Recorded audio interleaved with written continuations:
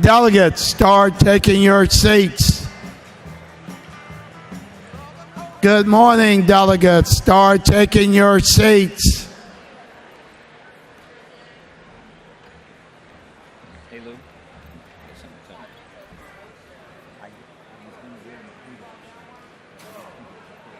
Right, no, Screen. no, Right, I- right. That's the only reason it ain't on. They jumped on me for Okay, having thanks. Detroit shirts up here at the Lions. I know. I understand. I did that on I purpose. just- I did it on purpose. Yeah. But I just thought that it No, wouldn't be a smart thing to that's do. good. No, we know where it's going. Hopefully, you know, that's. Our branches wearing shirts. Oh, yeah. Oh, yeah, without a doubt. The white. Yeah, yeah. Oh, yeah. What up, buddy? What's up? How you doing? Keeping your nose clean, staying out of trouble? Everything running smoothly and it's supposed to. How you doing, buddy? Good morning, Jay. I was looking for you. How you doing? We got you all set up this morning. Thank you. I heard. Thank you. The file was corrected for some reason. Maybe it's because we had it on the iPhone. Okay. Okay. Is there a remote? Yeah, as a reminder. I don't see that. Looking for the remote for to Oh. advance the presentation. Because it was up here when I left it yesterday. That's for somebody to the dais. Can someone from the tech unit come up? I need the remote. We just get it instead of sending them back. We'll get it up Okay, here. thank we you. got invocation. We have to do the credentials now. Bernie's going to ask the objectives to come out, and then it's going to be yours. Sure. Thank you. Thank you. Good. Yeah, nice crowd here. With 1,200 and about 30 delegates. Delegates, please take your seat.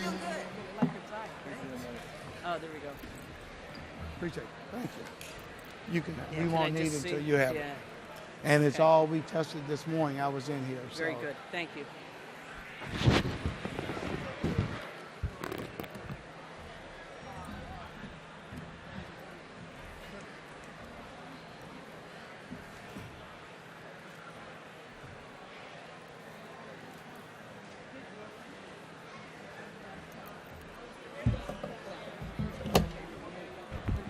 Good morning, delegates.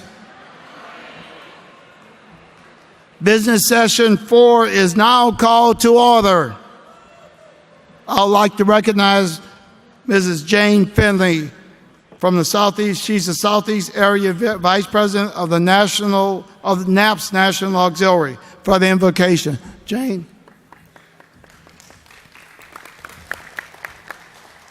Good morning, Naps, and a welcome back from a wonderful, wonderful day away from the toil and tribulations of Monday and Tuesday. And I hope everyone had an opportunity to share in the beautiful wonders of San Diego. Isn't this a beautiful, beautiful area of our wonderful country? Some of you know me as a 33-year shoulder-to-shoulder former employee of the Postal Service in management, in supervision, and as a postmaster. And as Louis said, I now serve shoulder-to-shoulder with you as your Southeast Area Vice President of the Auxiliary. It is indeed my distinct honor to be able to speak with you today. As I look across this austere group of folks, I realize how beautiful we are as a postal family. We represent that partnership. It's at this convention that we compose what might be called a patchwork quilt. Different races, different sizes, different areas, we all bring our own culture. We also bring with us the cares and the worries of the world, that we find difficult to leave behind. We really represent the beauty and the reality of America today. We're like a jigsaw puzzle, though. Together, we are a beautiful, beautiful masterpiece. But apart, and if we fail to stand together, we become a tattered and torn piece of cloth. It's interesting as we look at the many opportunities that we have to show our unity. I've always thought that the Postal Service, for one thing alone, deserved a Bronze Star for the zip code that we began. And today, we bring that uniqueness to every resident in the United States.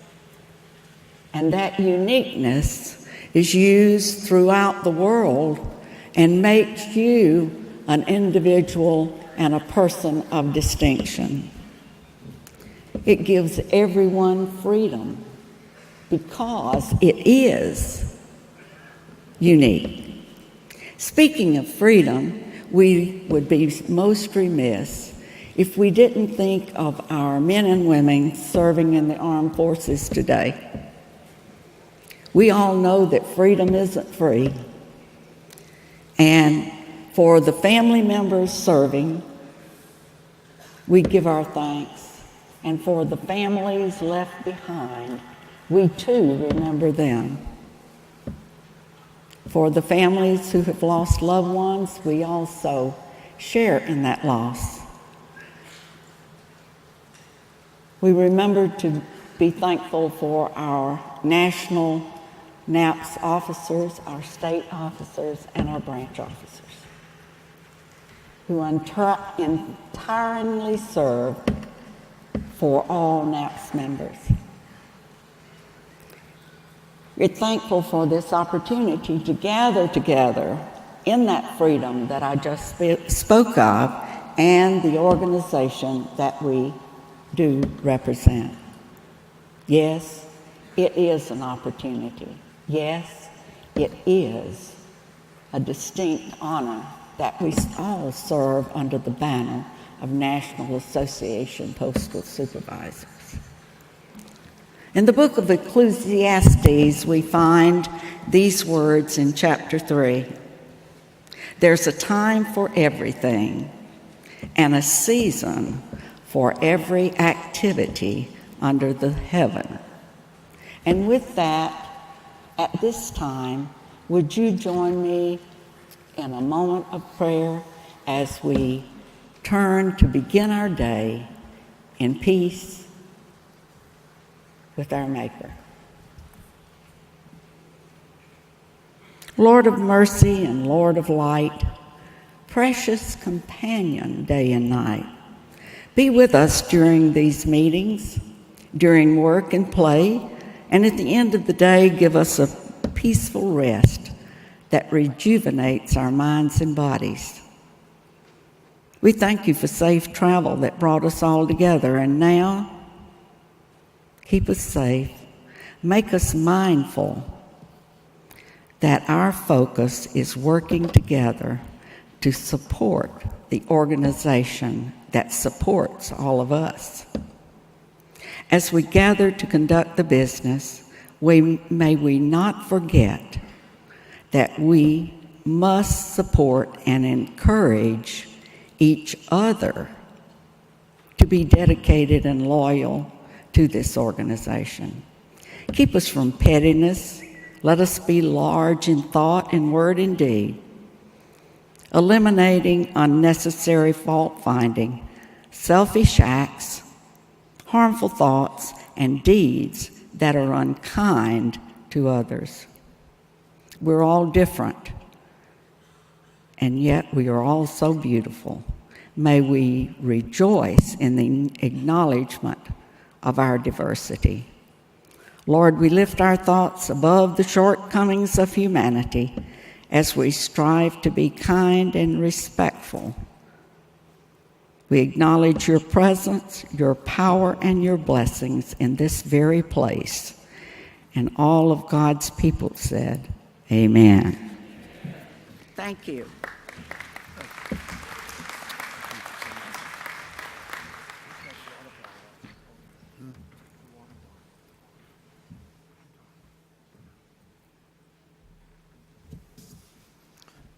At this moment, I'd like to recognize, is it Roy?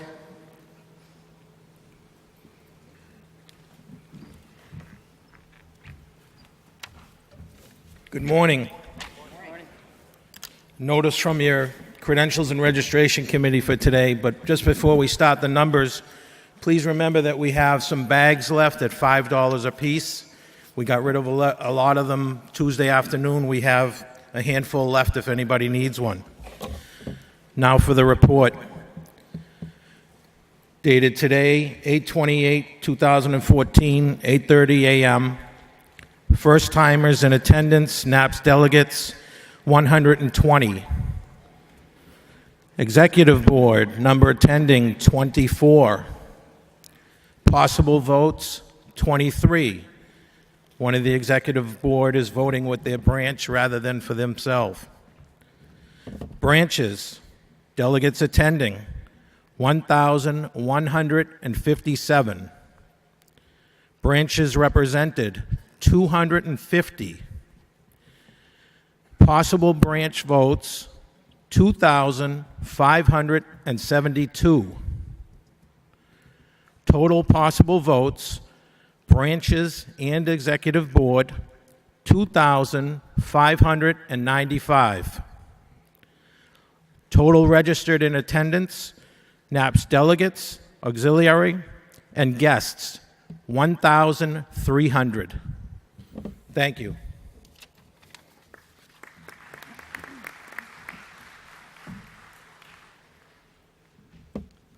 At this time, I'd like to bring up to the podium Bernie McCarthy.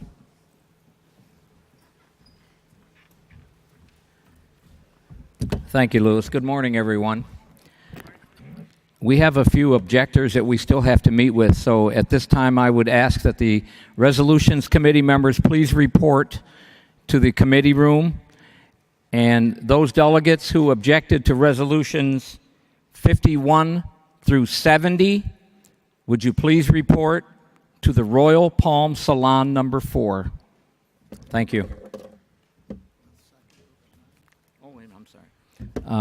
And the group that objected to Resolutions 71 through the end of the first reading, if you'd be kind enough to come to that same room, the Royal Palm Salon 4, at 9:30, we'll entertain your concerns. Thank you.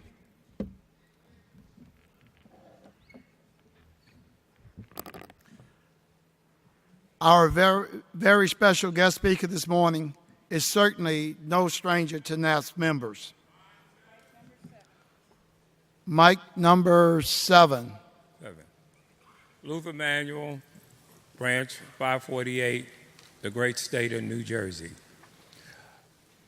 Mr. Chairman, I understand that different groups or different individuals are having room parties or, invitationals for us to come, but it's not being mentioned. In the past, if somebody, like an officer, was going to have some sort of gathering, they would at least let us know so we could show up.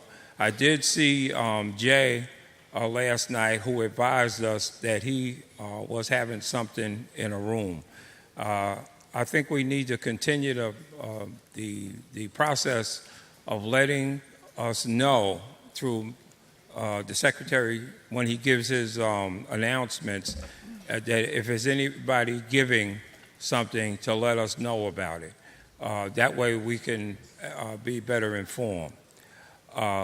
Also, and most important, Detroit.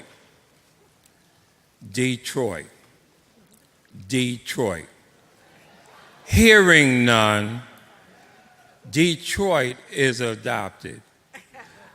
Detroit puts on a party every convention. You cannot go to a convention and say you went to the convention and you don't attend Detroit's party. Everything we do on the floor, all the people that get on our nerves, have nothing to do with the stress reliever that we get from Detroit. Detroit takes us somewhere, gives us a chance to laugh and have a good time. Detroit is what's happening. If I had to leave here today and pick somewhere to live, I would go to Detroit because they party all the time. There's some partying people.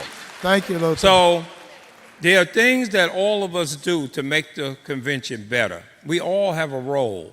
Nobody is unimportant. All I know is I'm going to stop because they're giving me the time hook. But when it came to dancing last at Detroit's party, Thank you, Luther. Wait a Thank minute. You. Last no, word. Time, Luther. Last word. Last word. No. Last word. All right. That's it. Respect the convention. Go sit down. Thank you, Luther. Yeah, and we will have those announcements. They brought up the Rhine. But mine's on the back of that key.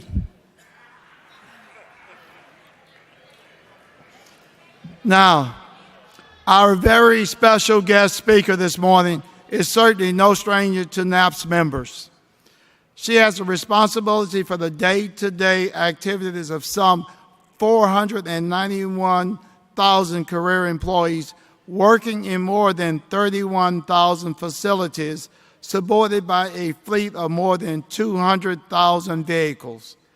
She is responsible for all post office, delivery and retail operations, facilities and mail processing network. Reporting to her are the Vice President of Delivery and Post Office Operations, Facilities, Network Operations, Retail Channels Operations, and 7 area presidents of area operations. And we think we've got a lot more on our plates most of the time. But let me tell you, our guest leads the continuous improvement of the entire postal operation network, as well as allocation of people and resources. She reports directly to the Postmaster General. Please, and it's an honor for me to introduce and NAPS give a warm NAPS welcome to a 27-year veteran of the Postal Service, Chief Operating Officer and Executive Vice President Megan J. Brennan. Thank you, Lewis. Thank you, Lewis. Appreciate it. Thank you very much. Thank you.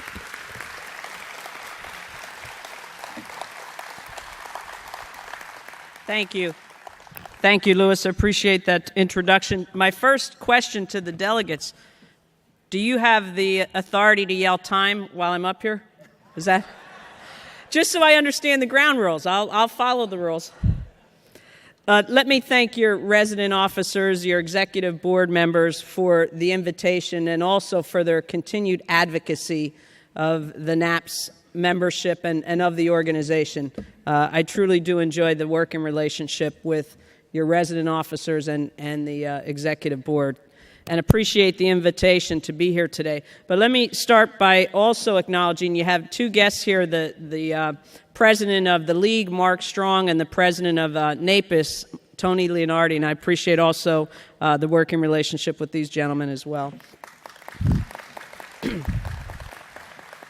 But to the membership at large and the rest of our colleagues throughout the country, I do need to start by thanking you for what you do day in and day in for the organization, for our customers, and specifically this past winter that started in October and seemingly ended in April. So I recognize the challenges that you had and appreciate you prioritizing the safety of our employees and the importance of resuming operations and service to our customers as soon as possible. What I'd like to do today is really cover the waterfall And as the operations manager, and those of you in the room know that our core responsibility is to deliver efficient service. So what I'd like to do is cover some of the key business strategies that we've outlined for the organization, and also talk about the opportunity to grow this business. So it will not all be about how we're contracting, but it'll be about how we're positioning our network and our infrastructure for growth. But I do need to start out with the so-called headwinds that we face. And you know this, and the reality is it's unchanged. When you consider the fixed cost base of the organization and the fact that we're on every doorstep, that's 133 million households and businesses 6 days, and in some cases 7 days a week, another 20 million post office boxes, so we service 153 million delivery points. And as you know, with the decline in the overall mail volume and the change in the mail mix, we're delivering more mail to more addresses. The country continues to grow. Last year we added about 775,000 new possible deliveries. We also have our more than 30,000 post offices, another 63,000 retail partners. Now that same access that contributes to the fixed cost base is also an asset in terms of us growing our business, and I'll talk about that as we move forward. The volume, as you see in your own offices and in your own mailbox, and the change in that mail mix continues unabated. Now, that's not to say that we're not looking at strategies to slow that decline, particularly in first-class mail, which is our bread and butter. But that volume is down about 4.5% year-to-date. And if you look at the trend from the apex in 2006, where we delivered 213 billion pieces of mail, we've dropped over 55 billion pieces of mail during that time period. And when you consider first class has declined by nearly 50% in the last 10 years. So that puts pressure on the organization, because that first class mail, as you know, it pays our bills and it defines our network requirements. Products that generate roughly 80% of our revenue are capped. So we have limited pricing flexibility. I think anyone in the room from marketing and sales would tell you, though, we're being aggressive with negotiated service agreements to give us a little bit more pricing flexibility. And the legacy costs, which you're well familiar with, it goes beyond just the RHB payment. If you think about the upward pressure we have every year with inflationary costs to the tune of about $1.2 billion, and then our workers' comp cost, when you consider the out years and you look at the volume trends, now admittedly, beyond 5 years it gets a little murky. But we know we have competition in every product line. We do anticipate some leveling off and decline in standard or advertising mail. First class mail will continue to decline given the electronic diversion and other alternatives. The opportunity for us clearly is in the package growth, and we expect this exponential growth in package volume. Now, credit to you and the rest of our employees throughout this organization. We haven't stood idly by while those headwinds were blowing.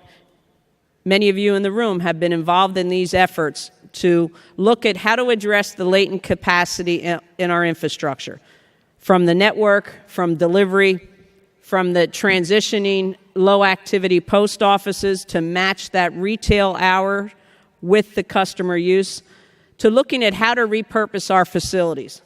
And you've done a tremendous job. You've seen this slide. It's in our 5-year plan, but it bears repeating because too often we focus on opportunity. We need to look at what we collectively have done over the past few years. You know, the ability to reduce $16 billion in our annual cost base. Right-sizing the complement, and I'll talk about complement and what we've done over the past few months. But the ability to reduce career complement without layoffs is a credit to the organization, and an ability to change that employee mix to reduce the cost of a work hour. And year-over-year productivity improvement in an environment with little capital investment. That's a credit to you. That's the blocking and tackling that we do every day in our facilities. Busy slide. The main point here is, despite all those efforts, we still are in dire financial straits when you consider that we have 35 cents of assets to cover each dollar of liability. So here's the challenge for us. With these liabilities, it inhibits us from making the capital investments that we need in the infrastructure, whether it's vehicles, whether it's package sortation equipment, to ensure that we're able to compete for that growth in package business. So, network rationalization or optimization, this is a continuation of our efforts, as everyone in the room knows, decade-long efforts to look at how to better utilize our space, our equipment, transportation, and staffing. Phase 2 benefits, like any effort that we undertake, is really to look at how to best use those assets. I've heard some concerns about, well, those packages were completed back in 2010, 2011. Well, here's the reality. The single-piece first-class mail decline continues to the tune of 16% since we did those packages. Now, in Phase 2, we're looking at consolidating 82 facilities. Let's be clear, there's a difference between consolidating and closing, because in 78 of these facilities, we have other postal operations, whether it be a BME, retail, carrier operations. So we'll be very judicious in terms of how we repurpose that space. Many of these facilities will remain in our infrastructure and will be repurposed potentially for package sortation. Let me talk a little bit about the 24-hour clock. I'll just give you a quick overview here, because there's also been some concerns about how we're going to bridge the time and distance, how we're going to pack more mail on less machines, because our expectation is that we'll be able to reduce our processing footprint by about 40% in terms of equipment sets. From a BME standpoint, it'll remain basically unchanged. There may be some hour adjustments in terms of accommodating major mailers who'd like to get volume in by 8 a.m. to meet our timeline to maintain overnight service. But for the most part, the BME operations will remain unchanged.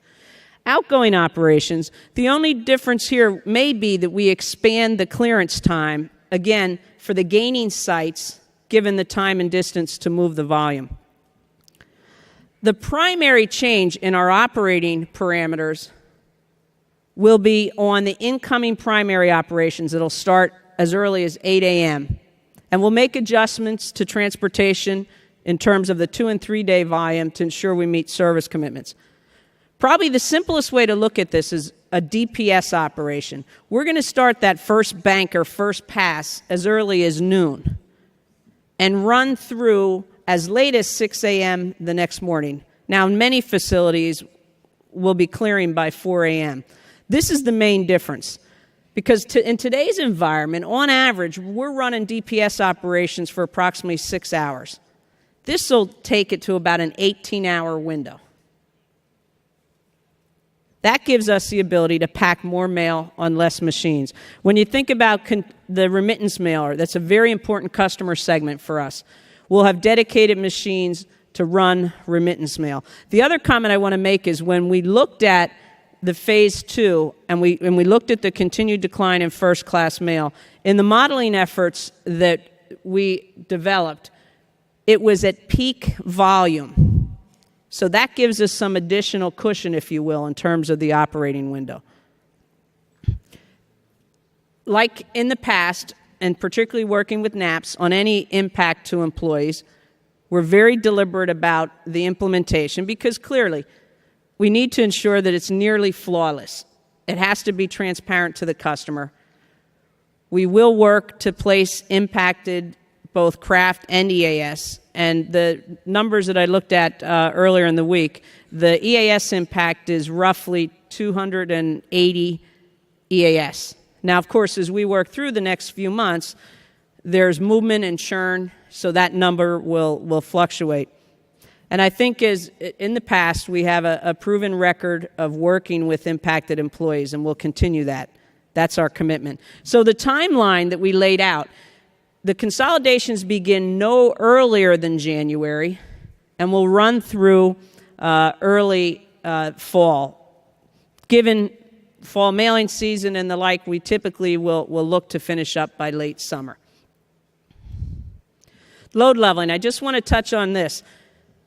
Everyone in the room knows, prior to our load leveling initiative, not that we have totally fixed the Monday mania that occurs, but prior to April 10th and our load leveling initiative, this is typically what the flat volume specifically looked like in your delivery unit or your office on a Monday. At a disproportionate amount of volume on a Monday led to late delivery, adversely impacting the consumer receiving experience, caused operational deficiencies for us, and overall increased costs. The scope of limited change as we presented this is just the DSCF volume that is entered on a Friday or Saturday. So you can see prior to April 10th what that service standard commitment entailed and post the implementation of load leveling. What didn't change, of course, was any volume entered at the NDC, the DDU, no impact to first class, to EDDM, to periodical, or to newspaper volume. So here's some preliminary results from this. And you can see that the bars represent the baseline, which was prior to the load leveling implementation, and then the actual performance for that 10-week period. And you can see where we have less volume on Monday, put more volume into the mail stream on Saturday and Tuesday. Now, as everyone in the room knows, we're trying to push more volume into Saturday, knowing that we get the discretionary effort on a Saturday. And we're pushing the plant to work to capacity. So there was a concern, particularly in the mailing industry, that all this volume would flow to Tuesday, which would be the third day of that service commitment. And we demonstrated that that did not happen. Another results indicator, or it's a process indicator, but it's a byproduct of the improvement in the mail flow, is the carrier return time by 1700 and 1800. Now, admittedly, there's always some seasonality to this, and we did address complement, and you'll see that in some numbers that I share. But you can see the improvement in over the course of the year in the 1700 and specifically in the 1800. And lastly, the most important results indicator from the mailer standpoint is the service performance. And this represents a trend chart for the DSCF standard letter and standard flat performance. And the blue line is the current. And you can see that we're over both same period last year and over target. The benefits, I think, are self-evident in terms of a win-win for the organization and for the mailer as well as the consumer receiving the mail piece. It is about timely delivery of mail is what we want to get to, the predictability of the service, and cost containment. So let me talk a little bit about complement. And I know this is near and dear to the member's heart. We are working to fill EAS vacancies. This is a snapshot that shows you the EAS on rolls by month, and the grid shows you the current number of vacancies. So we've got over 3,900 vacancies nationwide that we're working through. And our commitment is to fill those positions. Here's a look at career conversions. I know over the past few years, we were very tight and stringent on complement. We have since, with the attrition we've experienced, with the overtime usage that we've seen, some of the employee availability issues, we went back and we looked at addressing these imbalances. Are we totally where we need to be? No. But we're working through that. We have a process. So that shows you that year to date, we have converted more than 20,000 non-career employees to career. And you can see that probably 40%, roughly 8,500 of that is in the carrier craft. And we're working over the next few months. We've got about 6,700 additional that we're working through right now. So we're looking to get the complement staffing to about a 1.39 DSSA ratio, recognizing that it's in our best interest to ensure that your units are properly staffed. Now, we also have the non-career component. and it is in our best interest to get to cap and stay at cap for obvious reasons. Gives us flexibility, and it helps us reduce labor costs. Now, I recognize, particularly with the CCAs, that we still have very high attrition of roughly 45%. I think part of that, of course, was because with the staffing shortages we've had over the years, we've been working these CCAs as if they were a career employee on a 12-hour ODL list, right? So that's led to some of the attrition. The expectation is, as we right-size the units, that we're then able to use these CCAs as intended. We reduce that attrition and give you the flexibility you need. Now, I want to switch gears, talk about growth opportunities. The retail channel is a roughly $18 billion channel. We need to continue to grow revenue. Now, we are going to push to expand partnerships, and that's approved shippers, that's CPUs, that's also self-service kiosks in our post offices. Again, this is all about ease of use for customers. It's about convenience, it's about access, and it's about reducing our cost to serve.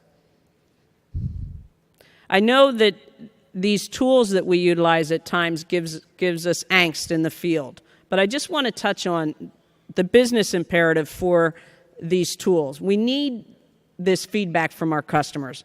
You know, RCE, or the retail customer experience, or mystery shopper. I think sometime back we were talking with your executive board, and I think Jay made the comment whether we were talking about DOIS or mystery shopper. You know, these are tools. They're not weapons, right? That's not the intent. Now, I know, all right, are you going to tell me time now? No. It's all how you leverage it. It's all how you leverage it. And we'll talk through that. ECC, this is identifying what are the issues for the customer.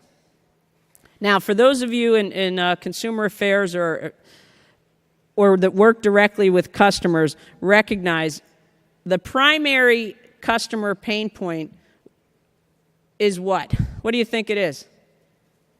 Where's my package? Someone said, right? No delivery, no attempt. It's also change of address and missed delivery. These are the top 3 root cause of ECC complaints that we need to address, and we have ways to do that. The PAWS survey is new. I'm encouraging you, please have the SSAs encourage customers to fill that out, because it becomes events-based as opposed to former tools that we used, or instruments or surveys that were months in arrears. This is events-based, gives us real-time information. Social media. I can look out and see those of you that have your smartphones out, and I want to ask for a show of hands, how many of you are on Facebook, how many of you use Instagram, LinkedIn, and the like. We need our employees to realize that you are watched. You're in a uniform, you're in a vehicle that is recognizable. We have had far too many instances of postal employees throwing out mail, throwing packages as opposed to delivering packages, and it gets on social media and it explodes exponentially.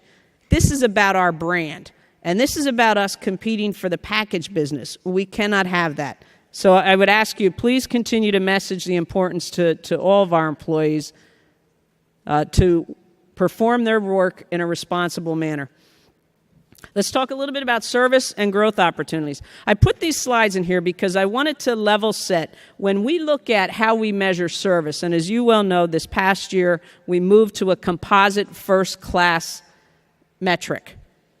Take a look below the bar charts at the weight. This reflects the weighted impact by service standard, and you can see the 48% of the weight is in the three-day standard. Well, why is that? You think about some of these consolidators like PSI, DST, and the like. Years ago, we had local utility companies that dropped at our back dock, correct? Now that's centralized. But note the weight. As we move forward next year in an MPA environment, and we need to consult with NAPS and the management associations, but we're going to look at whether or not we can continue to have a 10% weight on first-class composite or reduce that to 5, consistent with the change in the mail mix, the growth in priority. And you can see we're not hitting target. Improvement over the same period last year, and if I showed you trend charts, obviously coming out of the winter, much more positive performance. From a standard or advertising mail, you can see here, the majority of the weight, 75% of that, is in SCF letters.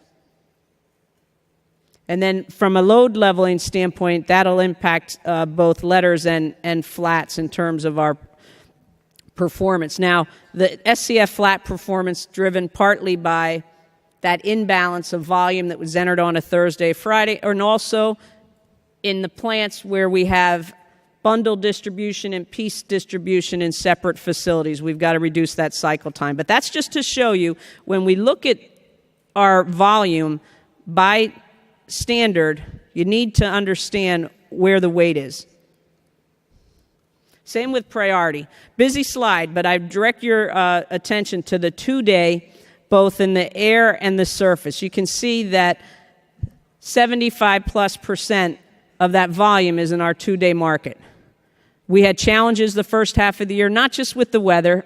Quarter 2, we always have weather impacts, but also with the network. And headquarters owns that.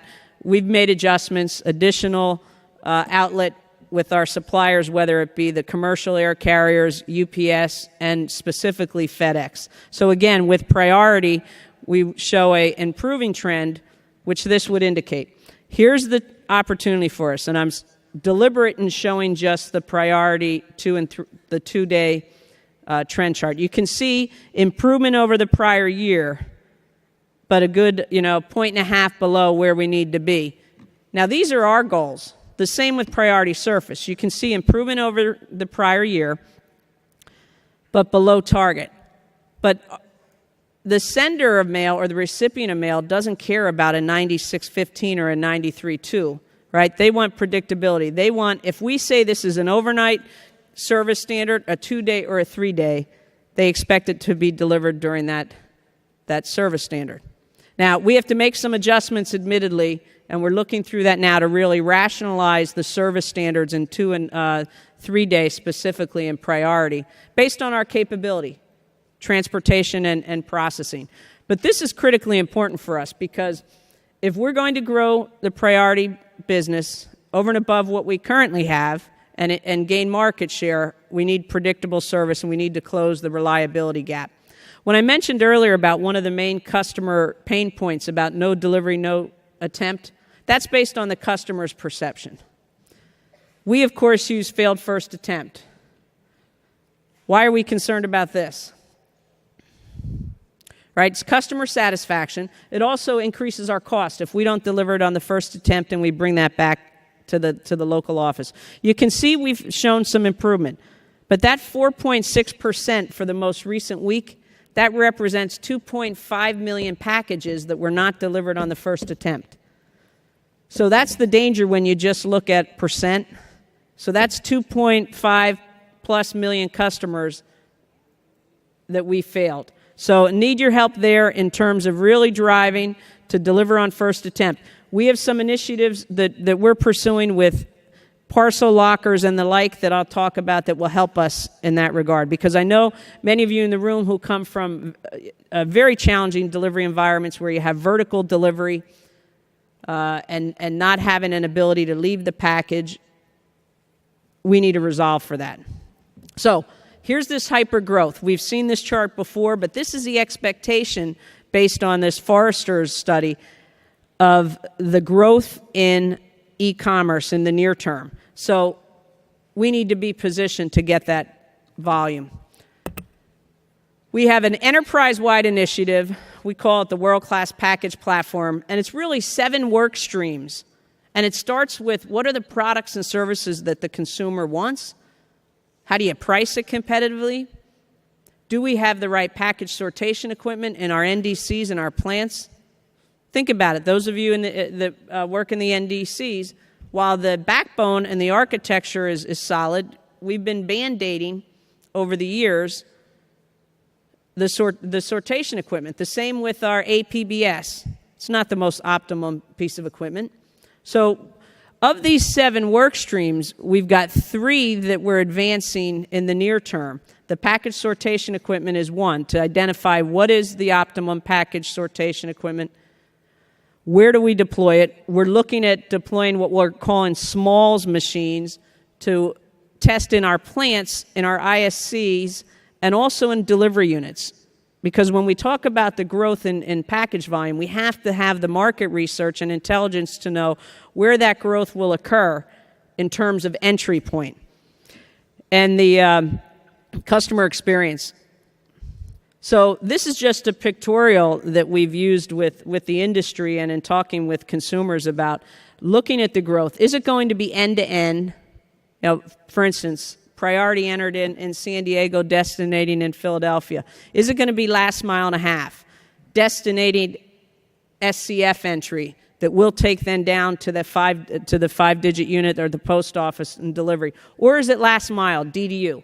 And the good news is we've seen growth in each of these entry points over the past year. And for those of you in the delivery units, you have seen the DDU entered volume grow. And for us, from a cost standpoint, that's what you want to promote, because then that eliminates all that upstream cost, the transportation and the distribution to get it down to the delivery unit. Now, the marketing, sales, product development group have really identified what we'll call some custom solutions to give us a leg up as we're moving to gain more market share. The Sunday delivery, how many of you in the room have your units involved in Sunday delivery? Now, right now, it's just Amazon. Amazon just happens to be first. We're talking with other e-tailers that have some interest in this. We're also testing, including priority volume in select delivery units to merge with the Amazon volume. But this has evolved from back in the fall of 2013 to now we're in every area, and I'll show you the expansion potential. The parcel select next day. If you think about this, these e-tailers, they want speed, they want the volume on the ground to reduce their costs. And as we all know, all of us who shop online, you want it now. You don't want to wait 4 or 5 days. MetroPost is something that we're testing in New York City and the boroughs. This is same day. And we're looking at other products. If you think about it, you know, we're a delivery company. A delivery company. So we're testing other products that we would deliver to the household. Here's just a pictorial of Amazon. And as our relationship with Amazon has evolved, we're now to the point when we expand into a 5-digit zip area, we're expanding to include same day and Sunday delivery. So by the end of the year, we expect to be in over 9,000 zips. Now, the good news is the Postal Service, we're prepared. We tell Amazon, bring it. Amazon, of course, as they're building out these forward distribution centers all across the country, the timeline of that implementation dictates our expansion. So it's actually encouraging to be in an environment where we're at the table with the customer saying, oh, we're ready. Give us the volume. But know this, Amazon, customer-centric, world-class organization. But Amazon also, to this day, they use regional carriers. Anyone familiar with LaserShip or Velocity? Anyone an Amazon Prime customer in the room? Okay, so you're demanding, right? You want that package. You want it in either next day or 2 day. Amazon also delivers some packages with their own resources. So we need to understand that Amazon, if they could build out their end solution and deliver that last mile cheaper, they would do it. So that's why we're pushing to say that we want to utilize non-career employees with the lower wage rate. Why, admittedly, we're limiting EAS oversight, because we have to be competitive and we know the price point we need to keep that business.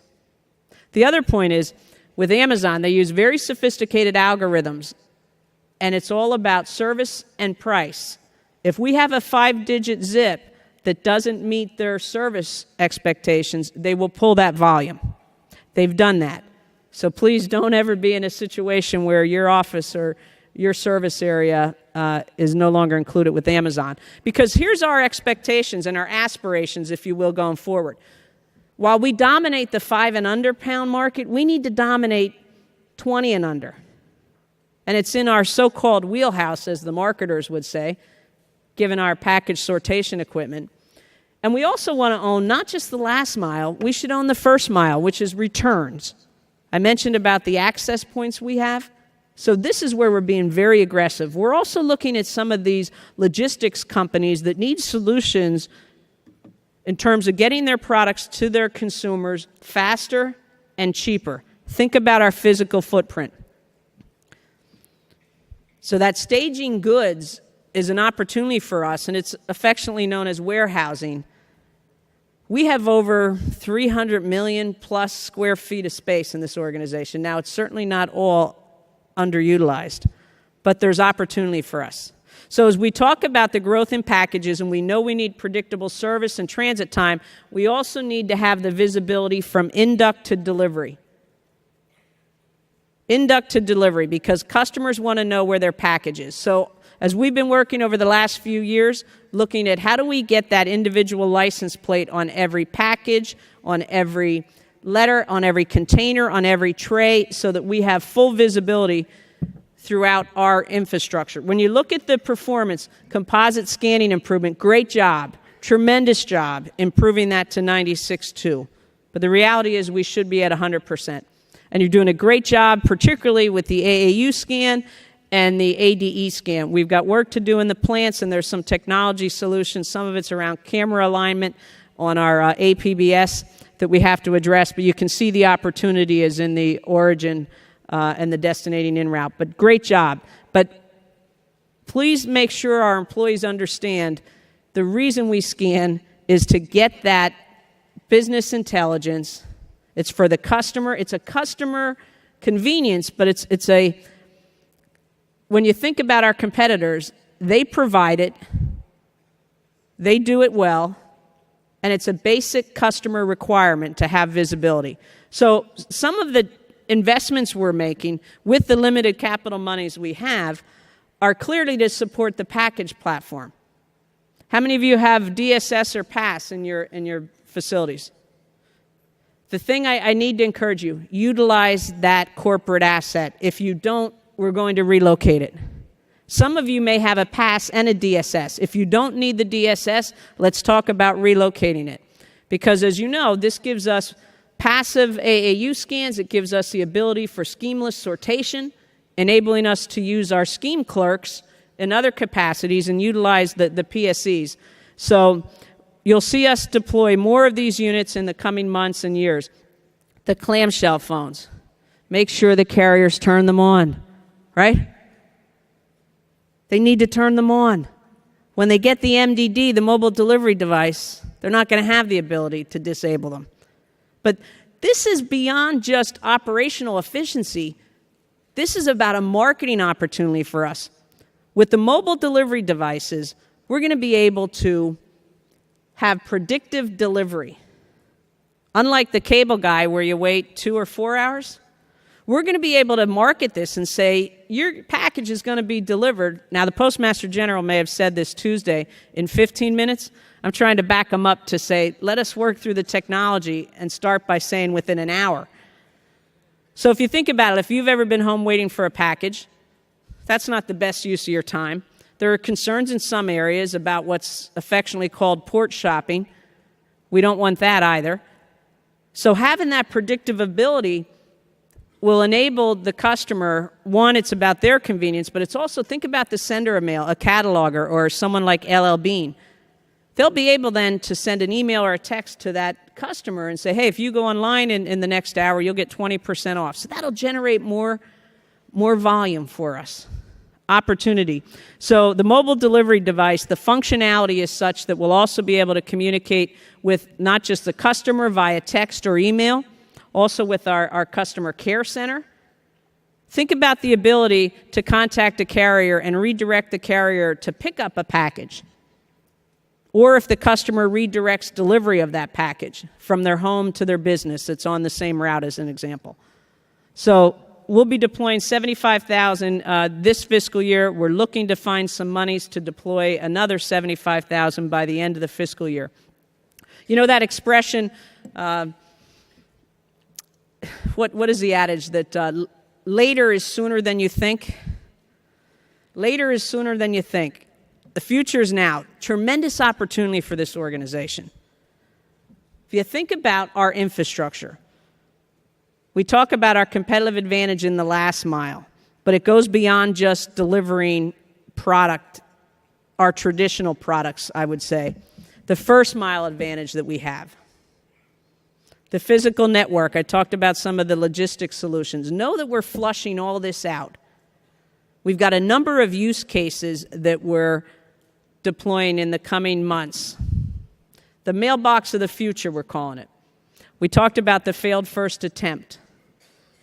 Part of the issue for us is the size and the dimension of the current box on post and its ability to handle, roughly 75% of our product.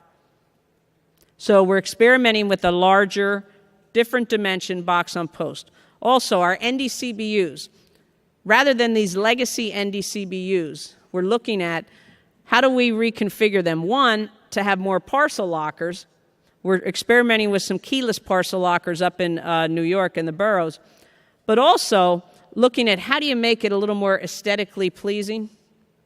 I leave that to the marketers. But if you want to create a pull strategy and we want the customers to say, hey, I'll like that, as opposed to saying, I don't want a centralized delivery point, you have to sell them on it. You have to say it's about convenience, it's access, it's security, and the like. So we have market research going on, experimenting with the mailbox of the future. Concierge, this is saying if we've got our carriers out there 6 days a week, 7 days a week in some locations, on every doorstep, every business, is there application working with small business owners who sometimes there's one or two people operation? Can we go pick up office supplies for them and deliver it to them? Why not? So we're trying to say, how do we better leverage letter carriers currently out in that environment? And warehousing I touched on in terms of staging of products closer to the consumer. So know that all of these concepts are being tested here. And the end result is that it looks at how do you better leverage our infrastructure and how do we look at other opportunities to grow profitable revenue for the organization. So we're not just talking about how do we control costs. There's two sides of that financial ledger. So let me end on that note and thank you and encourage you. So continue to support the marketing and sales efforts. Be part of the sales team. I appreciate your efforts with Business Connect. We need to continue to look at all those outreach efforts with our customers and know that it's about not just price. We don't want to be the low-cost shipper. We want to be the shipper of choice. But we need to have that predictable service, and we need to ensure that we have the visibility that the customer demands. So with that, let me thank you. And, Louis, I'll be more than happy to take some questions.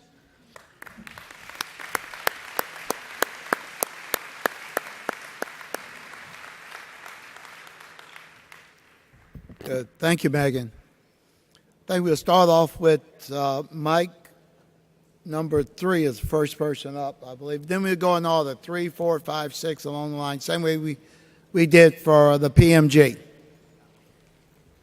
Oh, Louis, excuse me. Speaking of that, the Postmaster General called me after his session.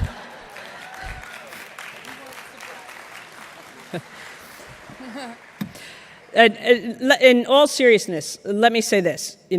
He clearly was disappointed by the comments he heard specifically regarding excessive telecons, or what I'll call unproductive telecons, and unprofessional behavior.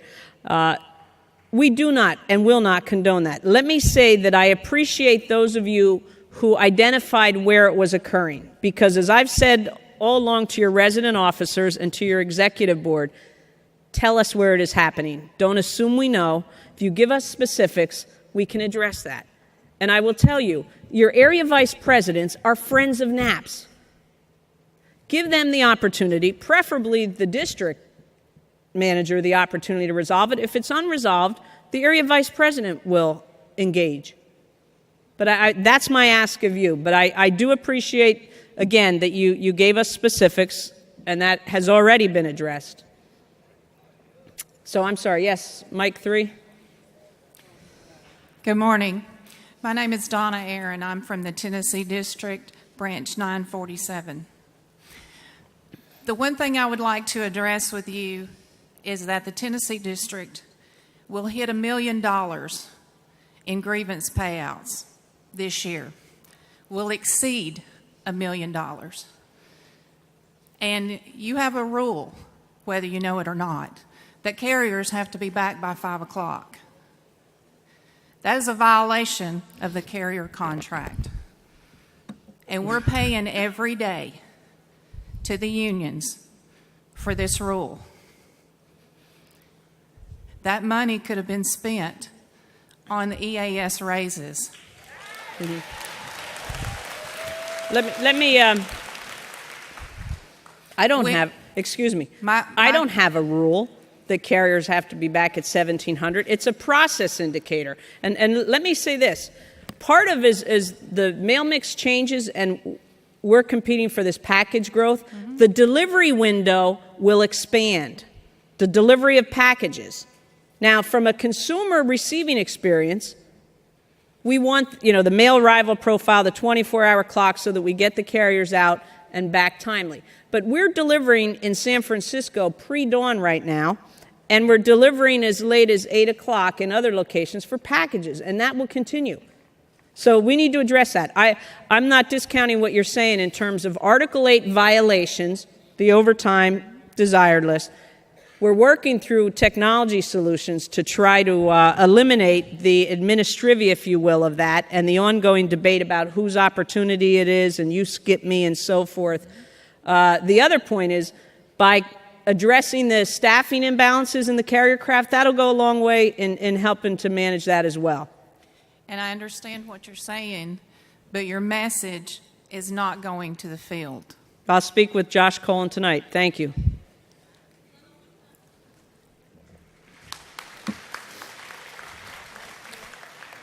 My name is Sam Morse. I'm president of Branch 73 in New Orleans, Louisiana District. As a follow-up to her real quick, your processes, by the time it gets to me as a level 17 supervisor, are hard and fast rules that telecons discipline you for not achieving. That's what the telecons are for, to discipline you. Anyway, what I wanted to say was about the complement information that you brought earlier. If the complement for my office is inaccurate, we could be at 100% and still not reach the goals. Operations program support has become operations program management. They have increased their staffing by more than twice the number when I first became promoted in 2003 in Louisiana alone. We used to give them information that we wanted.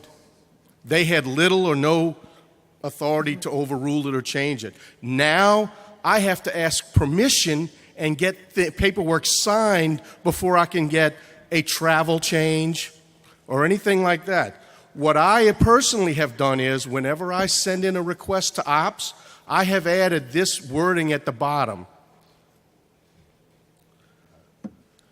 As MOPS, you of course cannot know the exact route or change that I'm requesting. So please contact me at this number and we can schedule a meeting so that I can show you exactly what I'm talking about. That will give you a working knowledge so that your decision can be an informed decision. The percentage of approval of my requests since I started adding that statement to before that statement has increased dramatically because he's not coming out there to see what I want. And before he was just saying, nope, we're not changing it. Or, you know what, maybe we will. Yeah. That, and your processes are not processes when they get to my level as a level 17. They are hard, fast rules that you're disciplined for or you're intimidated for not achieving. And part of that intimidation is telecons. Yeah. Thank you. Thank you. Let me, I can appreciate we've got a rather large organization and that at times things are lost in translation. So I think to your comment about the mop shop is a support function. And for that specific district, all right, yeah, you know, let's agree to keep the decorum so that we can get through the questions. And I would also say to you that, and I'll look specifically at the Louisiana district, but we have reduced the support function complement by more than 20% in 2011. So unless we have ad hoc positions. The other comment I would make, while we have disagreements, we don't need to be disagreeable. And this is a yours, mine, and ours situation. Because frankly, it's about the long-term viability of the organization. I'm sure the mop shop is well-intended. I appreciate your comments, though, that they don't know your specific operation. They need to learn it. We don't need that type of micromanagement, but we need structure. Thank you.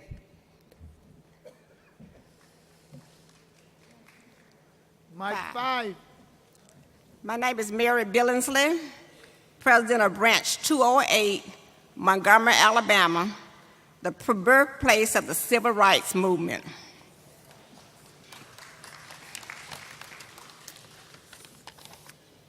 In your opening statement, you expressed the dire financial straits the post office is in. Just yesterday on the news, that was addressed also. With the Postal Service continually losing money, why are employees being promoted to positions and never go into those positions? This causes detailed assignments, which can cost quite a bit of money in per diem and lodging, etc., especially when these people are detailed away from home. Just this year, we had an employee who had been promoted for almost 2 years before she was able to report to that job. It only happened after our state president took it to our district manager's meeting. I had talked to the MPO several times during the past 2 years. Each time, he told me that the person would report within 2 to 3 weeks. Never happened. It took 2 years to get this person to that position as one of the managers. When the person did report to Montgomery, I met her. She told me when she received the position, the MPO told her that she would never have to go into that position. All right. Just this year, this spring, we have 2 positions. The postmaster in Montgomery has never been reported, and one of the managers never reported. I talked to the MPO about the postmaster. At the time I was talking to him, I didn't know he was leaving the Alabama district. He's in Texas now. All right. Let me say this. I agree it is not in our best interest to have details for an unlimited period of time. Mm-hmm. There is opportunity because all of us have had the opportunity to go on detail. That helped build our skill set, develop our knowledge base, and provide us with other opportunities. It's in our best interest to get those 3,900 positions filled and have this stability. In terms of the specifics in the Alabama district, I'll take that to the area vice president. I don't know the specifics of that. Thank you. I know we need background, and Megan particularly need the background to answer a lot of the questions, but I see a lot of people at mics. In order that we get to back down to the actual answer and the question, please keep it as short as possible, and then we can get to everybody's question. Thank you. Thank you. Mike 6. Good morning, Megan. Good morning. My name is Michaela Sicoscio. I'm the president of Branch 105 in Providence, Rhode Island. We spoke a little bit about the fact that we need new vehicles, and yesterday this subject came up as well with Pat. Our youngest light delivery vehicle is 20 years old, and I've worked in the VMF for 25 years, and I can tell you that for the last 10 years at least, every time I try to hire a mechanic, I almost have to hope that only old people apply for the jobs because the young kids today know the technology of today. And our workforce is made up of, a lot of older people that were working on Jeeps, were trained to work on LLVs, and if we buy vehicles that are overdone with computer systems, sensors and all that, we're going to have a hard time training these people. So I'd just like you to consider the training aspect with the new vehicle purchases and ramping up the NCED to make sure that our employees have the skills to take care of the vehicles after they're out of warranty. Yeah, fair statement. Thank you. And we are looking at in the numbers that I shared with conversions. The actual for the employees in 3A and 3B, both vehicle and maintenance, many of those are actual street hires so that we have the right skill set. Part of the vehicle plan for us, again, in the near term is looking at, we have a criticality matrix that we look at with the miles on the vehicle, the repair costs, and, the long life, the average age is about 23 years. So we've committed, and the Postmaster General has challenged us to get that vehicle plan done within 90 days so that we can identify the capital investments that are required. We already have an estimate for fiscal year 15, but we want to go to the out years as well. Thank you for that. Thank you. Mike 7. Good morning, Ms. Brennan. Luther Manuel, Branch 548, DVD, and in Northern New Jersey, LNDC. Your messages, I think, personally, that you are one of the best managers from headquarters that we've ever had. I can't talk about the past, but I know that. I listen to you. I listen to the policies you put out. And I think sincerely in your heart that you want us to be treated with dignity and respect, and that you want the bullying and those type of things to stop. There's a policy on bullying because bullying exists. If bullying didn't exist, there wouldn't be no policy. What I'd like you to do, I'm not going to get up here and grumble and gripe over different things in my district, the Northern New Jersey district. I don't think that a lot of those managers are getting your message. And if they are getting it, they disregard it. Now, anytime I have an issue, and there's been a lot of them lately, I send a courtesy copy to you and Mr. Donahoe. Now, I've been told, you shouldn't do that, go through the chain. No.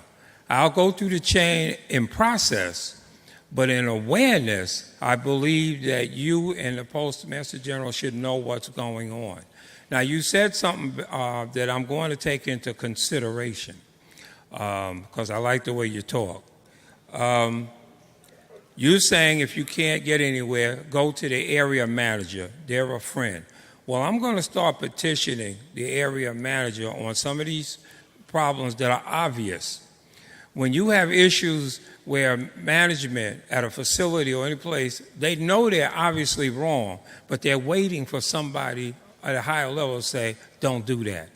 That's not in what you're trying to give us.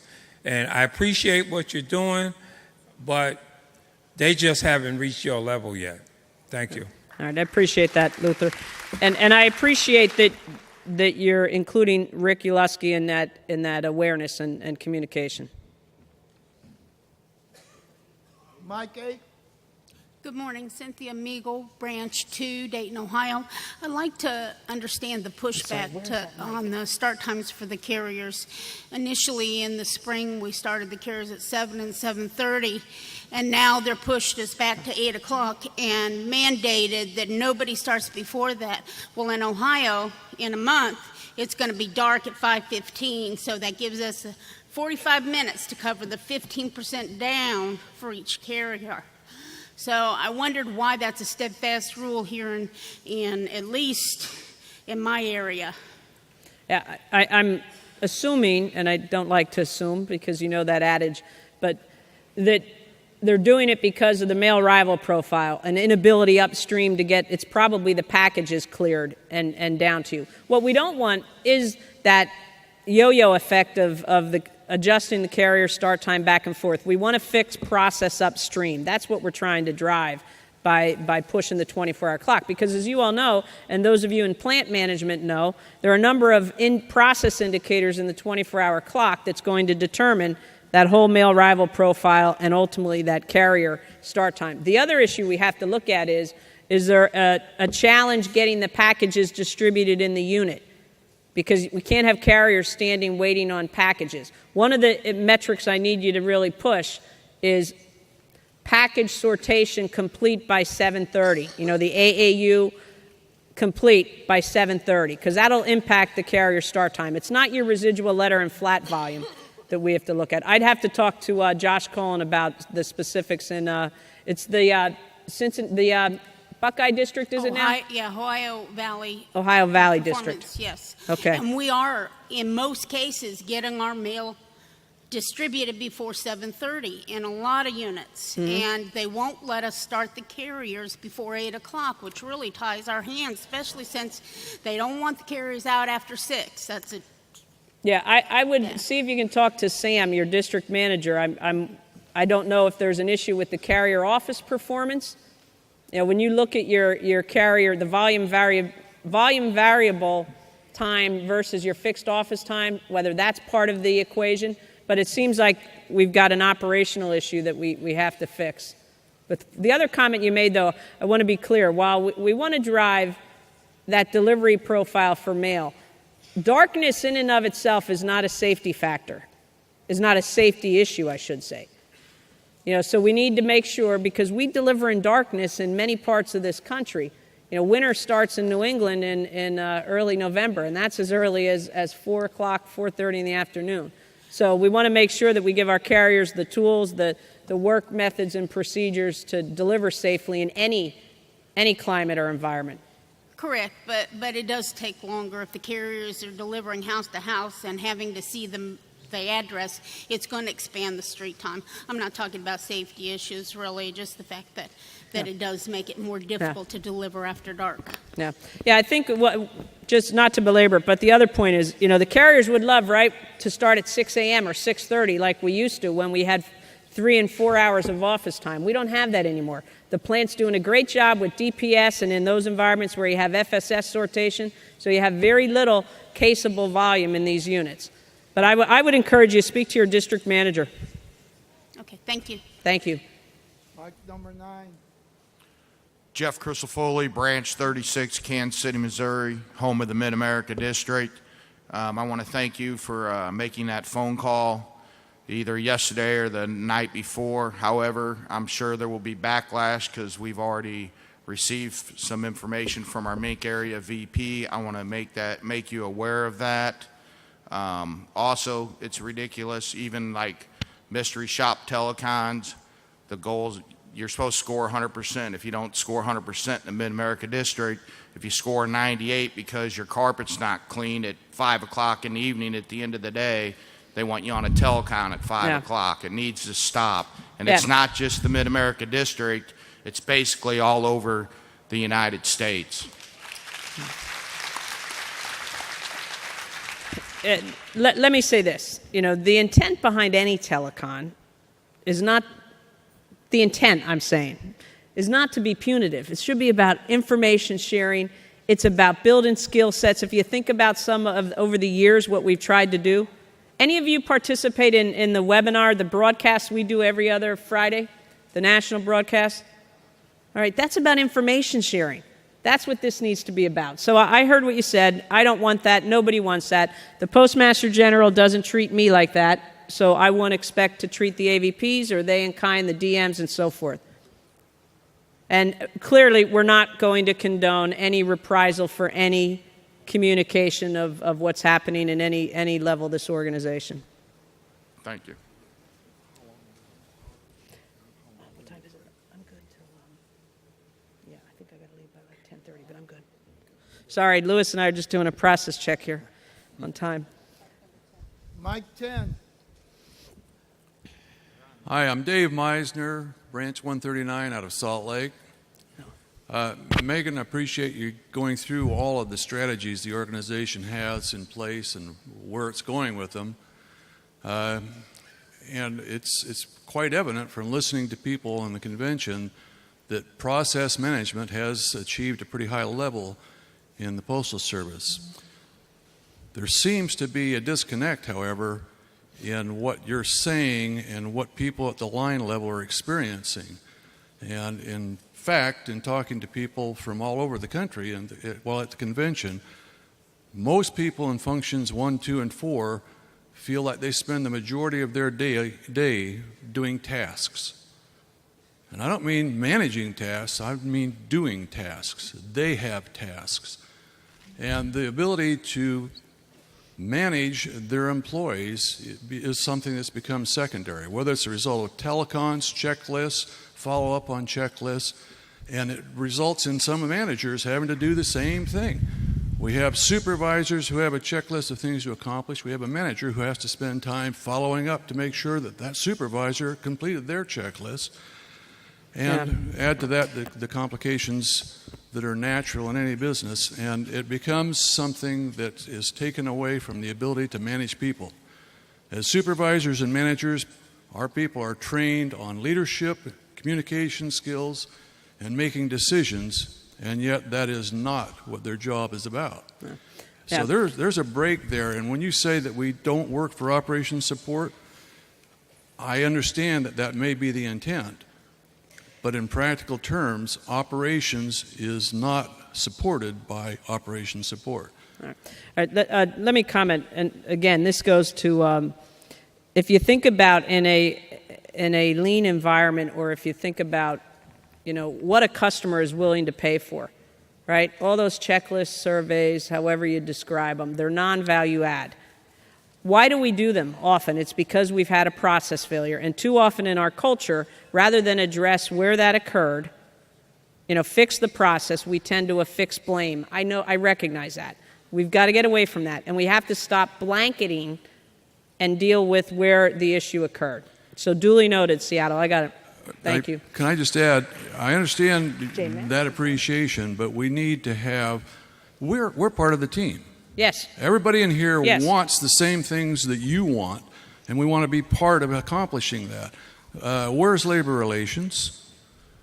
How many of our people try to deal with performance issues? We all deal with people in varying levels of the organization that aren't as good employees as others.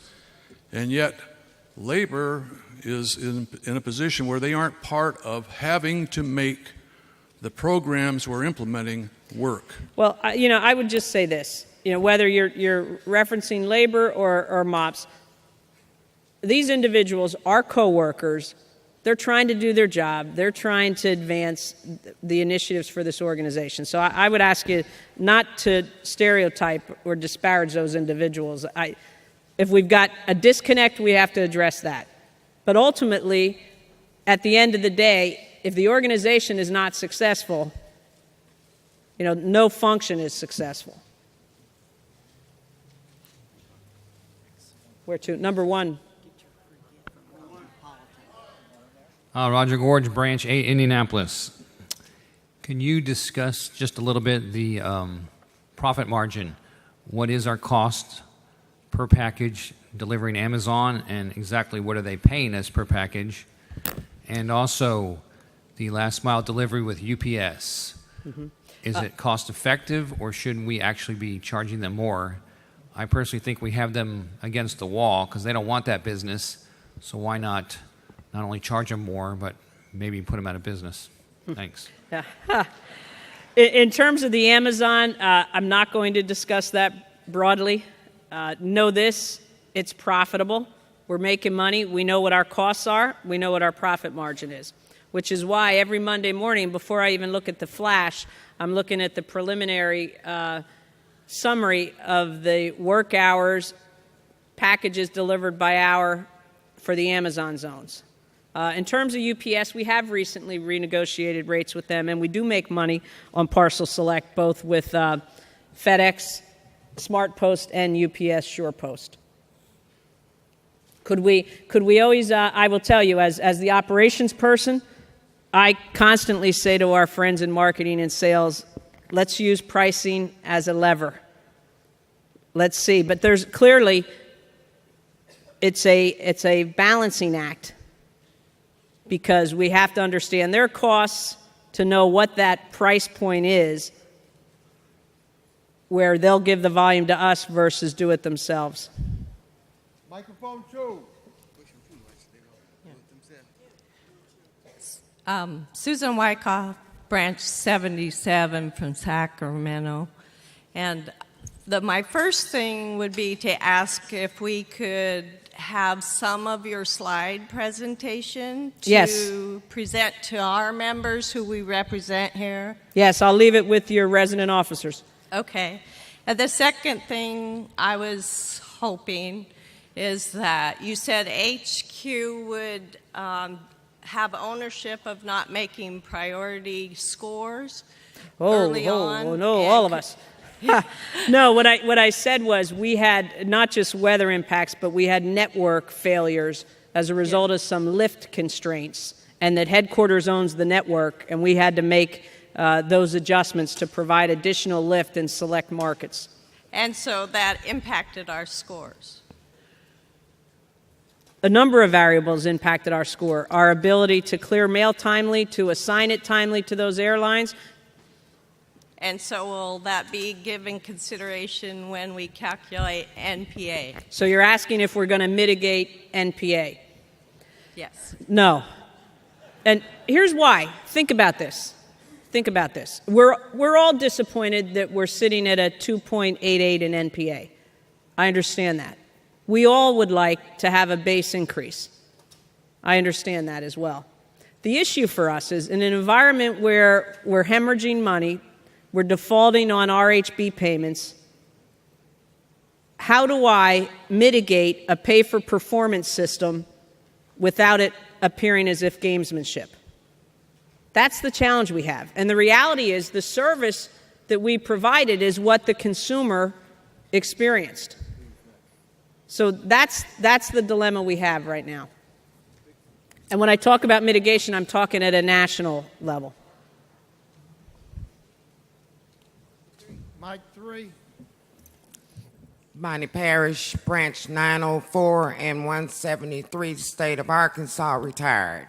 I won't take up a lot of your time because a lot of my sisters and brothers here have already voiced some of our concerns.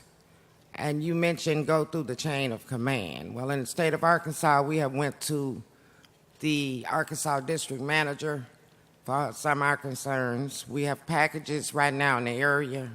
We have requested a workplace intervention. We have CCAs as acting station managers, less than a year service. We have acting senior MPO that does not believe in I. He calls you on the phone and say, report to my office for discipline. We have been subjective to the human resource manager promoting her friends and then having the lower level supervisors train them or even getting approval from the area to bring somebody in Arkansas to train these people. Last, and I got a whole list that's going to you. Last, Mr. Donahoe talked about cutting down on the hours of street management and so forth. We got a call yesterday that said they got a call from the area, said they want to double the street management, $39.99. Yeah, let me say this. Again, I appreciate you identified specifics. We'll take that, and Joanne Fine, the area vice president, will look into each of those issues that you identified. In terms of street management, let's not forget, we have a responsibility to manage delivery. It is our largest cost center. It's 34% of our costs. Now, as a delivery supervisor, I liked going out on street supervision rather than sitting behind a computer. We're going to give you tools with the mobile delivery device that is going to improve our delivery management ability.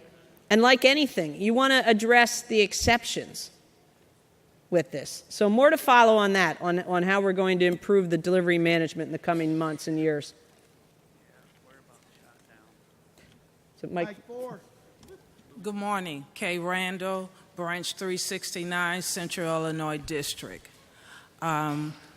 I know we want to grow our business, okay, with Customer Connect, Business Connect, and Clerk Care. With a 5-minute wait time in line, return time for the carrier 1700. When do we get to connect with the business? When I have carriers out after 1700, every morning I have to write a dissertation as to why that carrier was out. So when does that carrier get the opportunity to connect with the customer? Yeah. My second question is, Well, let me answer your first so I don't forget. okay, One is, and I appreciate, as I said, the engagement in the Business Connect efforts. Part of how we ensure that if you're the station manager or the supervisor is that we fill those vacancies so that we're adequately staffed in our EAS functions, as well as in the carrier function as well. Again, look at the workload, though. We do not have 8 hours worth of work. We do not have 100% saturation on routes 6 days a week. and that is true. But at the same token, right now, that's not an issue in my office. I'm fortunate that it's not a staffing issue in my function, too. Good. But at the same token, if my carrier doesn't have an 8-hour day, and I have staffed for the previous day, and I have people on the clock, I'm obligated to work them unless I can sell them annual leave. Therefore, again, when that carrier is out on the street, they don't have the opportunity to engage with the customer. And I'm saying, I would ask you to go look at that. Okay. I do want you to get to your second Okay, comment. my second question is, I'm an OIC in the office, but I have become a secretary. With the phone calls that we receive, we have a service, track and confirm, which is excellent for the customer's point of view. But we have become inundated on a daily basis with ECC cases and the phone ringing for customers trying to track parcels that are dropped from UPS and FedEx because the customer does not understand the process. Yeah. My question is, will you guys change the SWIC formula to accommodate that aspect? What we're going to do and have done is address the root cause of those customer calls. It's the nomenclature or the naming convention that is used on both UPS and FedEx website because customers don't understand the terminology. That's what we're working to fix so that will cut down not only your calls in the post office, but the calls at our care center as well. We're working with both UPS and FedEx on that matter. Okay, but again, will you look at changing the SWIC formula to accommodate? We spend a lot of time on the phone with customers, so we cannot really get to the task at hand as managers. Yeah, what I will commit to and what I owe the resident officers is a review of SWICs because of some of the change in what I'll call the network function and as we move into phase 2, where we'll have some former, whether they're plants or even post offices, that take on more of a hub or a transfer function that we have to address. Okay? Mike 5. Yes, good morning. Glad to have you here. Thank you. My name is Kent Buckley from Los Angeles, branch president 39. And my question today was about transparency. And what we have here in Los Angeles is we have managers that have been put on administrative leave and been on administrative leave for a year to a year and a half to almost 2 years before any action is taken, and they're still getting paid.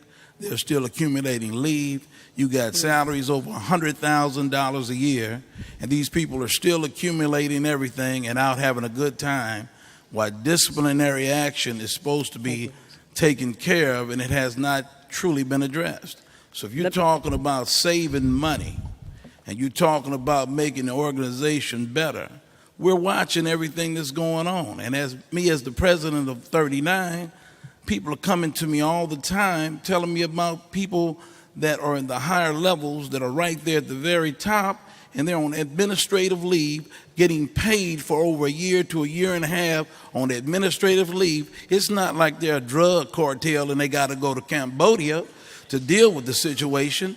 They can deal with it and make it happen. So are they trying to make the people that are on administrative leave finally just get all the benefits that they can get and not do the action that they need to do and let them just keep riding and making us keep paying and keeping us suffering? Or is there something going to be able to streamline this to make this a better process at the top so that we can see that and know that the organization is doing the best that they can do to deal with situations that need to be dealt with? Now, clearly, I don't know the specifics of that case. We'll look into that. In terms of transparency, if we have an issue that involves a discipline with an individual, that's not something necessarily that we would post or make known unless it was a need to know if you were representing that individual. But we'll have to, I'll talk with your area vice president on the specifics in the LA case. I'm not familiar with it. Okay, one more thing I wanted to say. We have at Worldway, we have a plant manager there that is constantly making moves, bringing people in, not posting the jobs, letting people at that facility be able to apply for those jobs. And it's wrong. I've been dealing with her. I spoke to her about it, but she came in from the area office, so I don't know if she just feels like she's above what we need to be, but she's not answering to the things that she needs to answer. She's doing what she wants to do. Her name is Karen Patton. I would like that to be addressed. I'm sorry. Again, I don't know the specifics, but clearly our commitment is to fill positions, and the installation head has the wherewithal to, and as the selecting official, to determine who's best qualified. Thank you. Good morning, Megan. Thank you for coming. I had my name's Bill Shemeluk. I'm from Branch 174 in Tulsa, Oklahoma. Thank you. Via Myrtle Beach and Philadelphia. You know, the Postal Service has given us all a really great living for a long time, some of us. And I had 5 or 6 questions written down, and I really only have 2 now. The first one I ask is, what are we doing operationally to really look for the best qualified candidates? Mm-hmm. Because it's always been, not what you know, it's who you know. And you know what? I'll bet you everybody in here knows a hell of a lot. Yeah. Because I'm sorry, go ahead.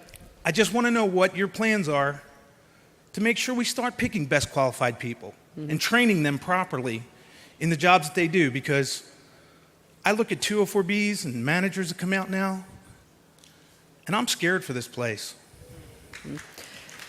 Let me say this. We all have a responsibility to identify and develop future leaders, because every one of us in this room was helped along the way. Someone took a chance on us. Someone put us in a position that arguably we weren't fully qualified for or ready at that moment. And we developed, but we had potential and we had the skill set. And that's what we need to do to identify. In an environment like ours, where you're in a pay for performance, you have to get results, right? The reality is, results matter. There's an expression. It's not about activity, it's about accomplishment. And that's the litmus test that I use, and we need to use that at every level of this organization. Okay. My last question is, we've talked a lot about Function 1, Function 4. We've made a lot of progress in Function 2, but what are we planning on doing to right-size our city delivery routes? Yeah. Well, as I mentioned earlier, the fact that we've converted over 8,500 CCAs, that's gone a long way in getting us. We want to get to a 1.39 DSSA ratio. We're also making adjustments for long-term limited duty, employee availability, looking at that. So you've already seen where we've addressed the imbalance. I mentioned we've got about 6,700 conversions that we're looking to make over the next few months. We've got about 3,000 CCAs available to cap. That will go a long way. But with that, we still need to make sure that employees come to work on a regular basis. Our sick leave for our career employees is over 5%. Now, that's not to denigrate anyone who's sick, but you have a basic responsibility to be regular in attendance. Take a look at the sick leave in the city carrier craft. So that's part of the equation for us. But our commitment is we're going to get us these units staffed right. We're going to drive this overtime down from double digit. Must do that in order for us to be successful as an organization. Thank you. Thank you. In order that we keep on track, we got 12 more minutes. Mike 7. Dwight Studdard, Branch 45, Birmingham, Alabama. My question basically deal with lower level EAS who want upward mobility but don't have a vehicle to get there. Can some of the leadership development programs be opened up to line supervisors, because a lot of those guys are not able to get those exclusive details so that they can get over mobility? And we need some kind of way to keep line supervisors from getting stuck in a 20-year career as a line supervisor.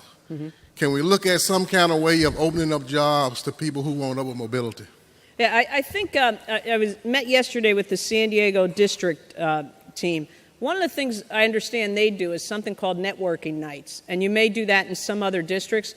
I think that's the vehicle or the environment and the opportunity to make sure those frontline supervisors, one, know what the opportunities are. Also, you develop many, if not all districts have what they call a skills bank, a list of high potential EAS frontline supervisors who have expressed a desire, who have demonstrated ability, because obviously you have to do your current job well. That's the expectation, right, for all of us to get that next opportunity. So I think they're the types of avenues that we have to open up. Okay, the skills banks was eliminated years ago. I'm sorry? The skills banks was eliminated years ago in our district. Okay. I don't know about the rest of the country. All right. I'll take that, though. And I think I can talk with your resident officers also about how we can make that known to those frontline supervisors. But I would ask you for your help, because you're active members of NAPS. You know, you're seasoned, experienced. You can help identify, point out for these individuals and make them known to the district leadership. That goes a long way. Thank you. One other thing I'd like to say, and I know you can't do anything about it, but the people in this room, the only one who don't get cost of living adjustments. Mike 8. Hello, my name is Marianne Stewart from Branch 33, Columbus, Ohio. The question I have is, we have EAS employees do not have stability to stay in their stations, so the employees have turnovers. We have turnovers in management. We have turnovers in EAS. If you're on vacation or long-term sick leave, you no longer have that position. They wait until text you at 11 o'clock at night to tell you to report someone else. There you don't have any access to that station, no way to get to start the station. And then just like right now, we get vacation in January, and they move you around. By the time right where I'm at right now, all four of us have the same vacations. So now we have a station that has everyone on vacation because we are moved around, and now you have to flip a coin to see if you get a vacation or not. So the customer had a rapport with you when they had a problem. Now you're gone. So now the customer calls up and asks for you. You're at another station, so now you have no way of being able to talk to the customer or helping the customer anyhow. It's always a breakup. All right, so your point is that as a station manager or as a supervisor in a city delivery environment that you're moved between stations. Is that the crux of the issue? That's correct. Okay. All right. And we do have the wherewithal to do that, but I would expect that we do it with discussion with the impacted EAS, with the local NAPS, and that it's not that churn on a regular basis. No, like right now, I'm on vacation. I don't know where I'll be when I get back. And that's not how it should be. No, it should not.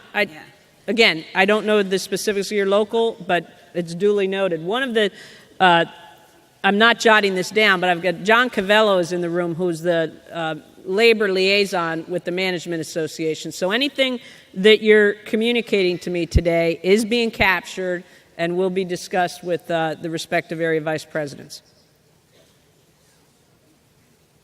I don't want you to think that I'm not capturing this. Are we 9? 9? Mike 9. Hi, good morning, Meg. John Russell, Branch 43, Boston, Massachusetts. John? My question is related to the MPA. The fact that we are dealing with outdated, inadequate equipment, what was brought up by the young lady from Providence, Rhode Island, our facilities, constantly looking over our shoulder to see if they're going to close the facilities, and the weather, as you know from your own experiences in New England, has been horrendous.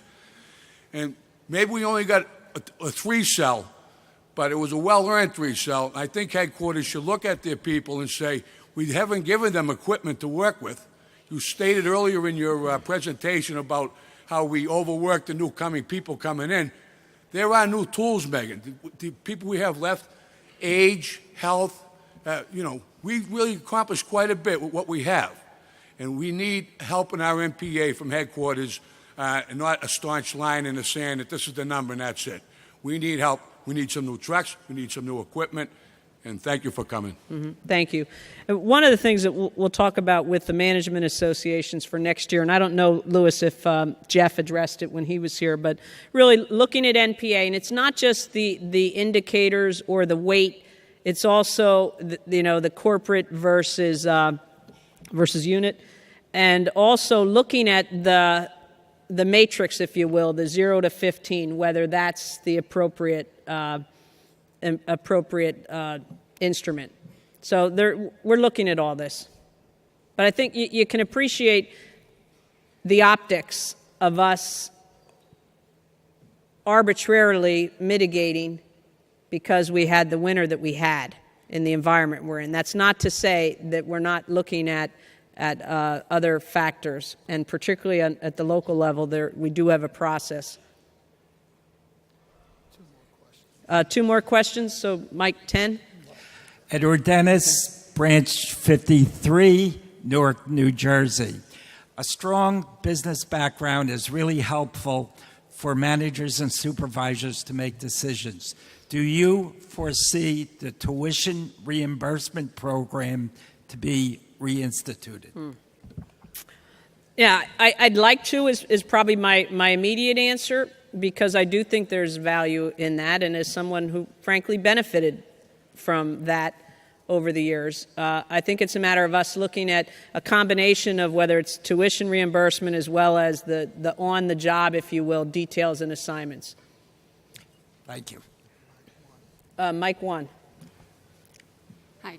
Jennifer Farnquist. I represent Branch 361 from Muskegon, Michigan. Thank you for being here. Thank you.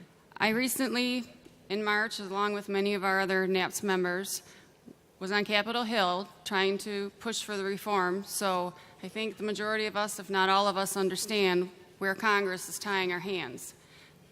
The talk has been from Pat Donahoe yesterday and you and others about plant closures. I've seen what the post-plan effect is, where there are some facilities that will be servicing 3 to 4 states around them with one facility. I don't understand how that will keep us giving good service to our customers, adding that much more mileage to cover, area to cover. How are we going to keep our 2-day scores, our Priority Mail Express scores? What's the plan to keep that going up with such drastic closures? Yeah, no, let me clarify. With the post plan, what we did in what are low activity, primarily rural offices, we adjusted the retail hours based on customer use. This is based on transactions to 2, 4, 6 hours or 8 hours. The administrative post offices manage those offices. Across the country, they manage, I think the average is 3 offices. So it's, in terms of their responsibility, it doesn't go beyond, it's typically within a 20, 25-mile radius. That doesn't have, the post-plan adjustments we made doesn't have any bearing on our priority service improvement. I will say I thank you, and I was remiss earlier, I should thank the resident officers, the executive board, and the delegates at large for your continued advocacy on pursuing postal reform. We may not agree on all the provisions, however, appreciate that you're helping push this public policy issue forward. Is it Mike 2?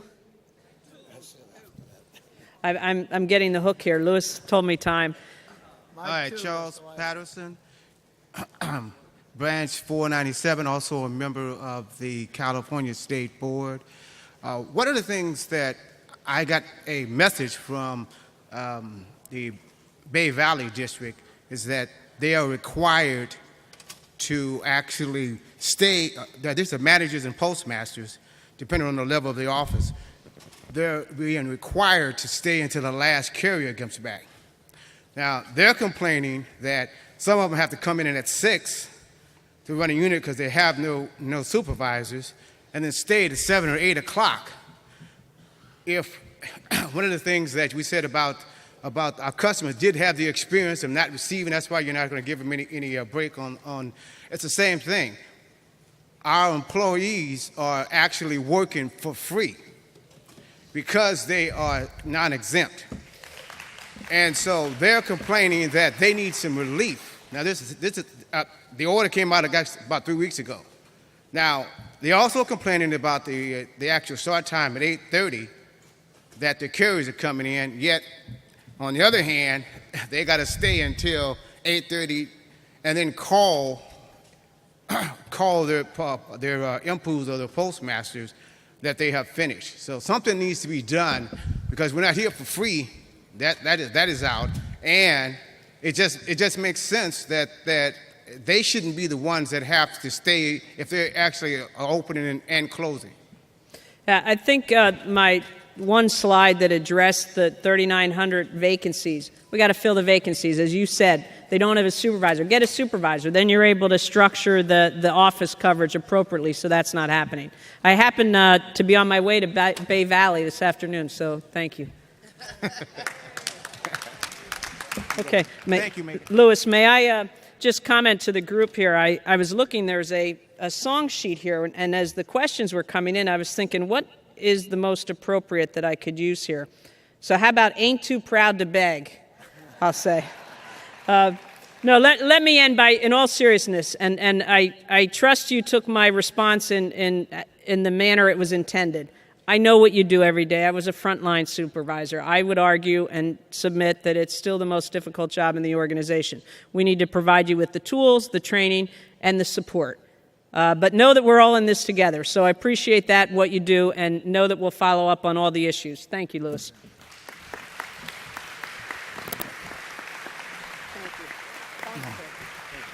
We really want to give Megan a real nice naps round of applause because she did stay a long time. Thank you. Now,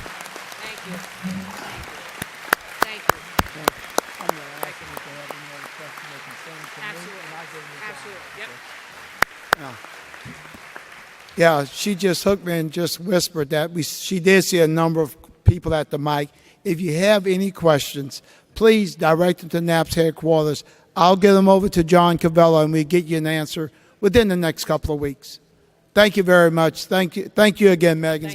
It's a pleasure working with you. Thank you. Appreciate it very much. Thank you. Take care. Yes, I got it. Mm-hmm. Oh, yeah. Yeah, Drew and I had some conversation. Okay. Very good. Thank you all. Thank you. Thank you again, Megan. Mike 3. Mr. Chairman, Tim Ford, Southern Region Vice President. I'd like a point of personal privilege. You're recognized. Thank you. Ladies and gentlemen, I've gotten older over the years, but when I was younger, I lived a life like a man on fire. I worked all the time. I raised a family. I did all those things and took care of everybody around me. I didn't take the time to take care of myself, and that was an issue. I thought I was the Iron Man, but I got to tell you, I ain't no Robert Downey Jr. I'm just not. I wound up becoming a member of a club that other people in this room are a member of. We're cancer survivors. It's not a club that meets. We don't have meetings. We don't have conventions. We don't go out drinking. What I'm asking you is for every one of you to take care of yourselves. Go out, get your breast exams, your pap smears, your colonoscopies, your prostate exams. They may not be fun, but the life that you're going to save is your own. So please take the time to take care of yourself. Thank you. Thank you, Tim.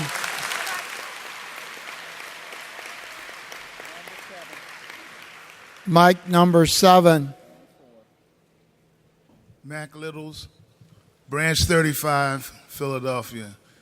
Point of personal privilege.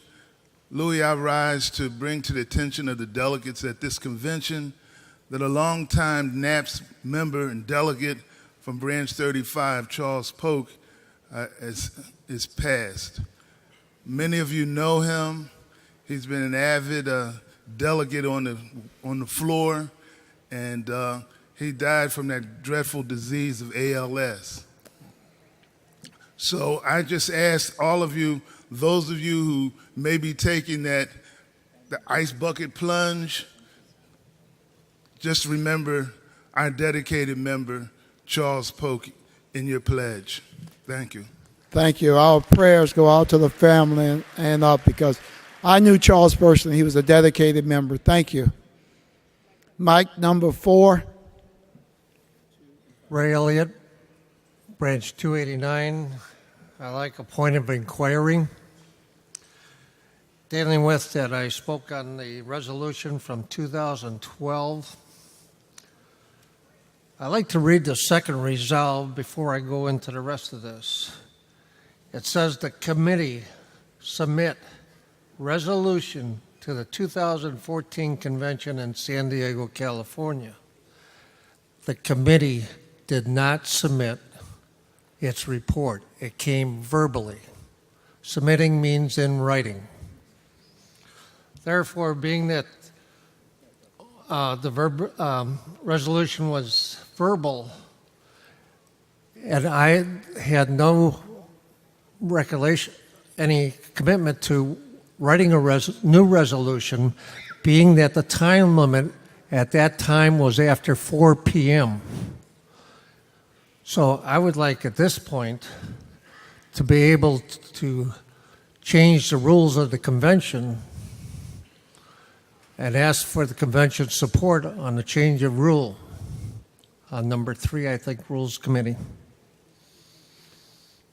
I'll ask our parliamentarian about that, but submitting a report does not mean it has to be in writing, though, right?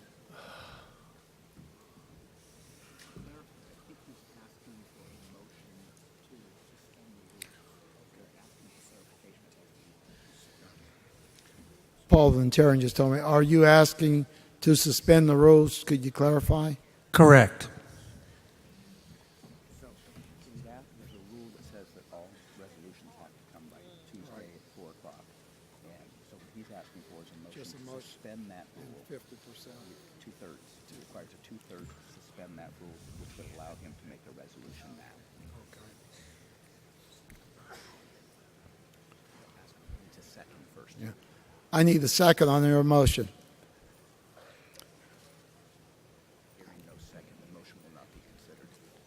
Hearing no second, motion will not be considered. Who? Where?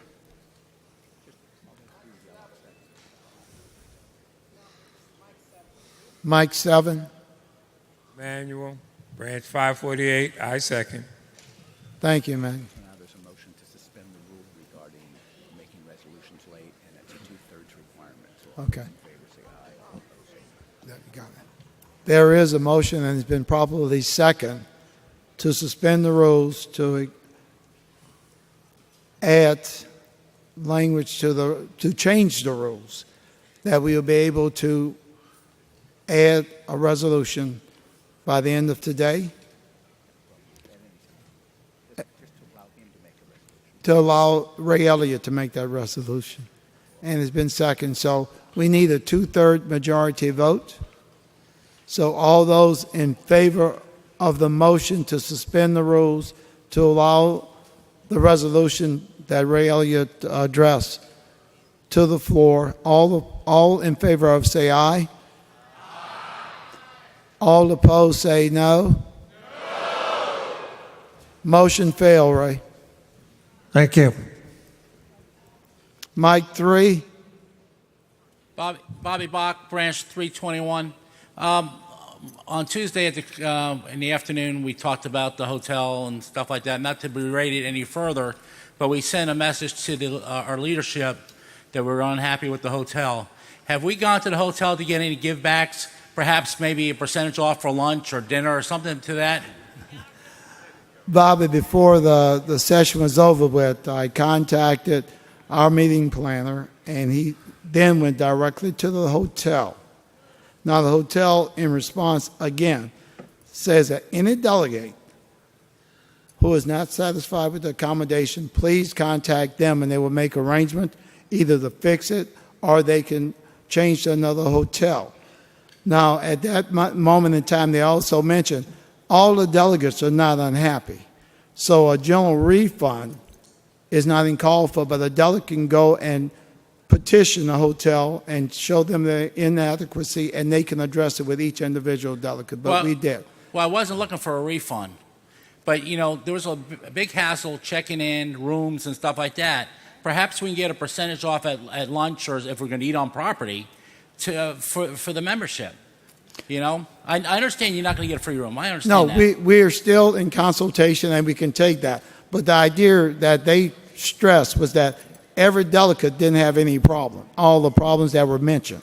So a lump sum of doing something in plenary is something that they thought was not just in going to them, but individual cases could. But it's still in consultation. We gladly bring it back up and make that offer, Bobby. Also, do we have the clerk stenographer this year? No, we don't. It's being videoed. Everything's being videoed and taped. Now, is it going to be transcribed into like in past? Last time it was online. So the members that aren't here, they can read the transcript of what happened in the convention. Is that going to be done this year? We can put the video. Okay, thank you. Mike 5. Stanley Gold, Branch 146. I would like to mention that in the first time I've been here for many years, I haven't seen any program mentioned in the program book about the legislation. Do you plan to have a legislation session? They will have one tomorrow. Bruce Moore requested to go on tomorrow. Mike 2. Bridget Evans, San Diego, Branch 159. Hope you guys are enjoying our city. Thank you, Bridget. But on a sad note, my co-chair, Stephania Campbell, co-chair of the convention's father, passed away, and she had to leave. So I ask you all just to keep her and her family in prayer. Thank you. Thank you, Bridget. We'll all raise her up in our prayers. Thank you. Mike 7. Luther Manuel, Branch 548. I believe it's time for me to test how much we need to help our fellow delegates when they want to put forth an issue. Therefore, on the issue with Ray Elliott, I'm requesting a roll call.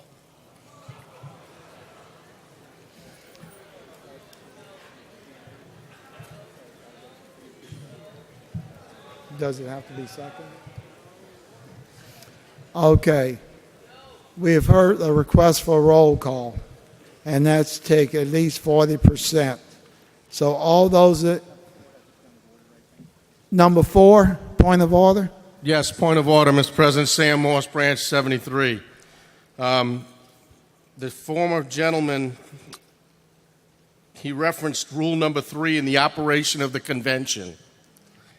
And if you read at the bottom of it, it says resolutions pertaining to late-breaking items can be approved for submission by the President by the close of business on Tuesday. A resolution or other original main motions not submitted by such time shall be considered only upon unanimous consent of the convention, and then only in an entirety without division or amendment. I do believe that the voice vote was not unanimous. Therefore, a motion to even resubmit it is out of order. Yeah. the delegate's point is well taken, except what the motion was is for a suspension of the rule. Suspension of the rule would suspend even that point and allow a two-thirds majority to overcome. And so the call for a roll call vote requires a 40% standard in order to pass. And so the chair will now entertain that on the advice of the parliamentarian, the vote to approve the roll call vote, which would require 40% of you to vote in the affirmative.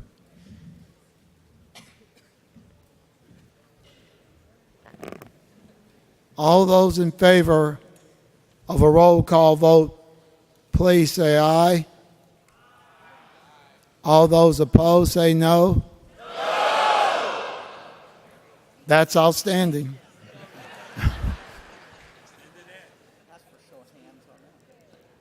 May I see a show of hands? No. Luther's getting ready to ask for it, so we might as well do it. No. Thank you. Thank you very much. Okay. Mike 9. Rick Hawley, President, Branch 102, Springfield, Massachusetts. Louis, on Tuesday, I asked for a reconsideration of a resolution. It was concurred with. I didn't get to the mic in time.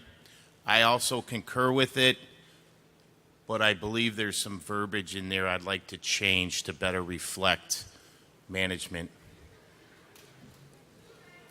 No. Could you be a little bit more specific what I can be you're asking specific for? if we go to, I can go to the page in the No, resolution number. Not about the resolution, but which one? Which one?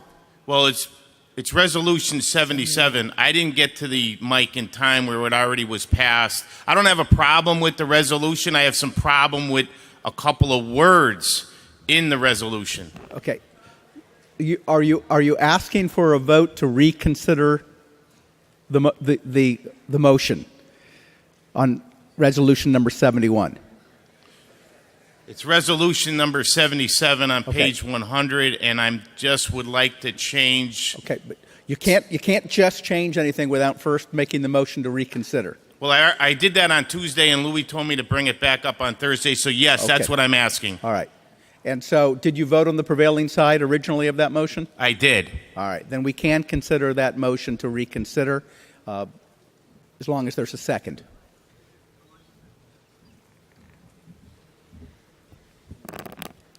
Mike number 7. Thank you, Mr. President, for recognizing me. I am Keith Burrows, Branch 86, Dallas. Yesterday we had... Now, you're out of order. We're looking for a second on resolution 77 to reconsider it.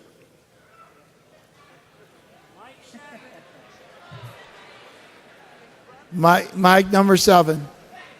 Luther Manuel, Branch 548. In the interest of helping my fellow delegates, I second it.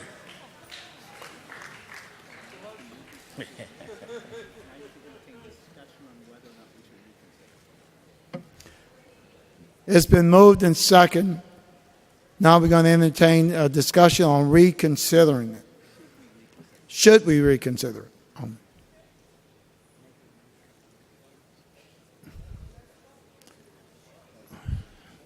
Yeah. Okay. Since there is no discussion, we go straight to a vote. All those... Mike 6. Michaela Sicosio, Providence, Rhode Island. I would speak for this because I think when you have time to reflect on some of these things, other thoughts come to mind, and it's not a bad idea to discuss it. I'm not sure exactly what he's looking for, but I know myself, even reading the resolution, sometimes halfway into it, a few things come to mind. So I would speak for Rick Cawley getting his option to discuss it. Mike number 3. Oh, no. Yeah. I saw a pro. Someone want to speak against the motion?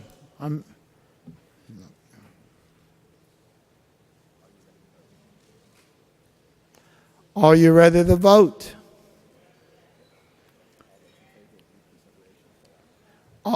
All those in favor of reconsideration say aye. All those opposed say nay. Nays have it. Motions fail for reconsideration.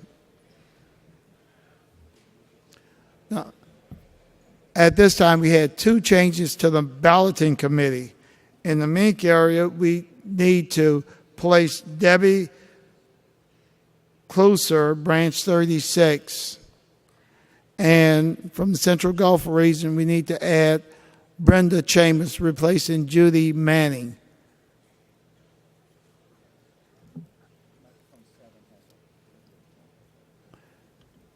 Back to Mike 7. Thank you again, Mr. President. I am Keith Burrows, Branch 86, Dallas. What I stood up to do initially, I have somewhat forgotten. Nevertheless, Mr. President, I am acutely aware that we are in an election period at this time. And while I do not stand to endorse any particular candidate, and while I have done so privately, I think I would be remiss if I did not take the opportunity to publicly thank you, Mr. President, for your leadership in leading this great organization. I have always found you to be someone who is approachable, someone that even though I do not get the answers that I am looking for, I believe what you have done is to impart to me honesty and integrity, and I want to thank you for that. Thank you, Keith. Mike? Secondly, and before I yield back the rest of my time, I would like to say to my fellow delegates that we are a family. I am sure each of us believe that. And I would love to conclude the pledge drive today for assistance in replacing my phone. Thereby, Keith, I'll pay the balance. Just Mike number 3. I'll pay your balance. Thank you, sir. Thank you. I'll be up there to get cash. How much do I owe you? Thank you. Mike number 3. Joyce Schaffner, Branch 420, Fort Myers, Florida. I just want to say my room is fine. I'm enjoying my time here at the hotel. The carpet could be changed, but other than that, I have a great little room. The people around us, we've sat outside, got to know each other, have drinks, something to eat, just sitting outside our room. So I'm happy with the hotel. Thank you. Appreciate those comments. Okay. Is Ken Bunch in the room? Ken, would you want to report on the Constitution and bylaws, the one? And then is Joe Bozer in the room coming next? Okay, you'll be up next, Joe.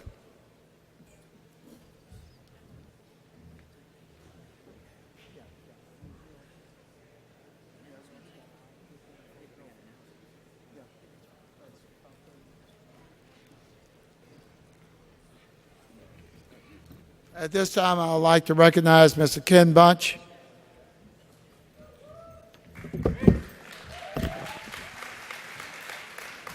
Thank you, Mr. President. Ladies and gentlemen, we have one final resolution, or let me just say one final proposition to address from the Constitution and Bylaws Committee. And before I read it, let me just say this, before I read the resolve. When I first joined this committee, I was informed that the Constitution and Bylaws Committee only deals with language that's addressing the Constitution. When a resolution reaches the Constitution and Bylaws Committee proposing to change the Constitution or the bylaws, then that language must be very specific, very clear on what it intends to change. That's what should come before you, this body. when I first saw this resolution, when it was first told to me by Bernie McCarthy, the chairperson of the Resolutions Committee, that this should be before the Constitution and Bylaws Committee, I somewhat objected. I objected because this resolution does not have specific language that would change the Constitution and bylaws. It doesn't have the specific language. We don't know where it would go. We do know what provision it may address, but we don't know exactly where it would go. So in looking at it, I refreshed my memory, and I thought about the fact that, yes, this is a constitutional issue. However, it's not properly before this body at this time. So I know some of you may say, well, what do you mean? And I understand. We have some members here who are here for the first time, 1,200 first-timers. That means 1 out of 10 of you are here for the very first time.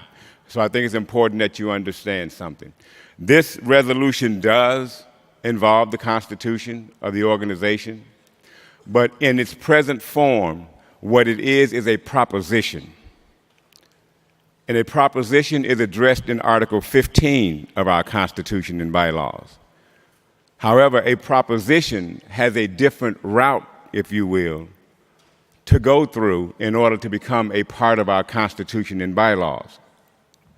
It's a proposition.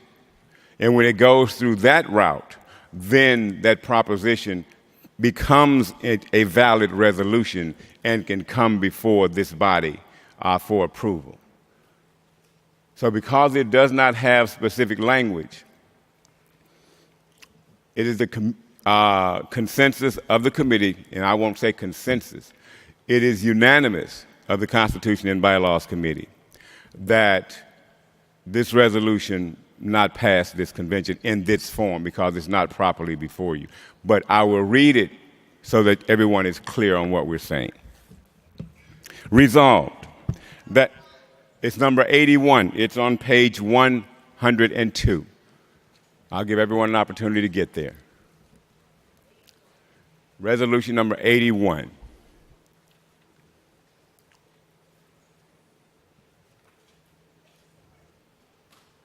Resolved that starting in 2016, election of our 3 resident officers, voting will be done by a balloting method that allows for each member in good standing to vote as an individual via secret ballot. And be it further resolved that NAP's executive board or a designated committee to adopt one of the commonly used economic and successful voting methods or a combination of methods, mail, online, phone, used by unions and other associations, and hire an outside source for implementation. There is no specific language that it says we're going to change in the Constitution. If you all recall some of the previous resolutions, we struck the first 2 resolves because the first 2 resolves did not have the specific language, and we kept the one resolve that actually addressed the changes that would go in the Constitution. In this case, we would strike it all if it had a final resolution that actually addressed the language. Therefore, based on unanimous vote of the Constitution and Bylaws Committee, the Constitution and Bylaws Committee recommends non-concurrence. With a full explanation, the committee recommendations for non-concurrence. Any discussion? Mike, 5. Hi, Louis. This is Steve Kabliska, Branch 244, Central California. We are the branch that put this in.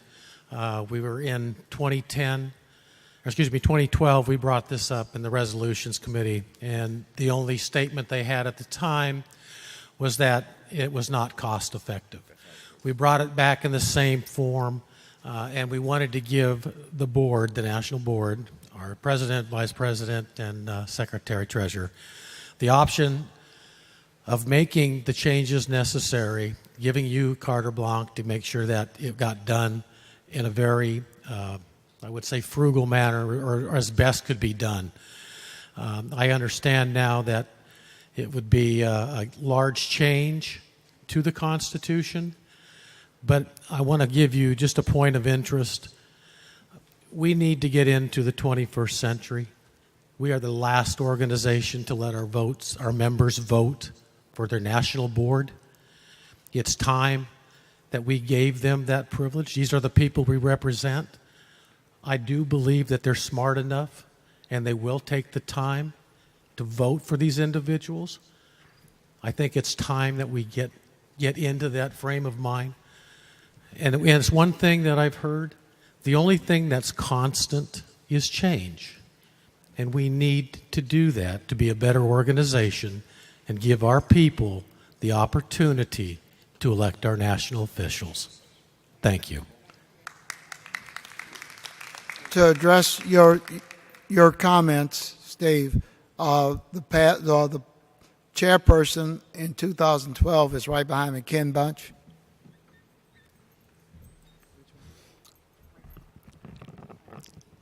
I don't wish to debate the issue. I did chair this committee in 2012, and that was not the only reason for our non-concurrence at that time. It was not the issue of cost. In fact, if I recall the discussion, the only issue around cost dealt with a process, I believe, of a person running themselves that had nothing to do with the cost to this organization.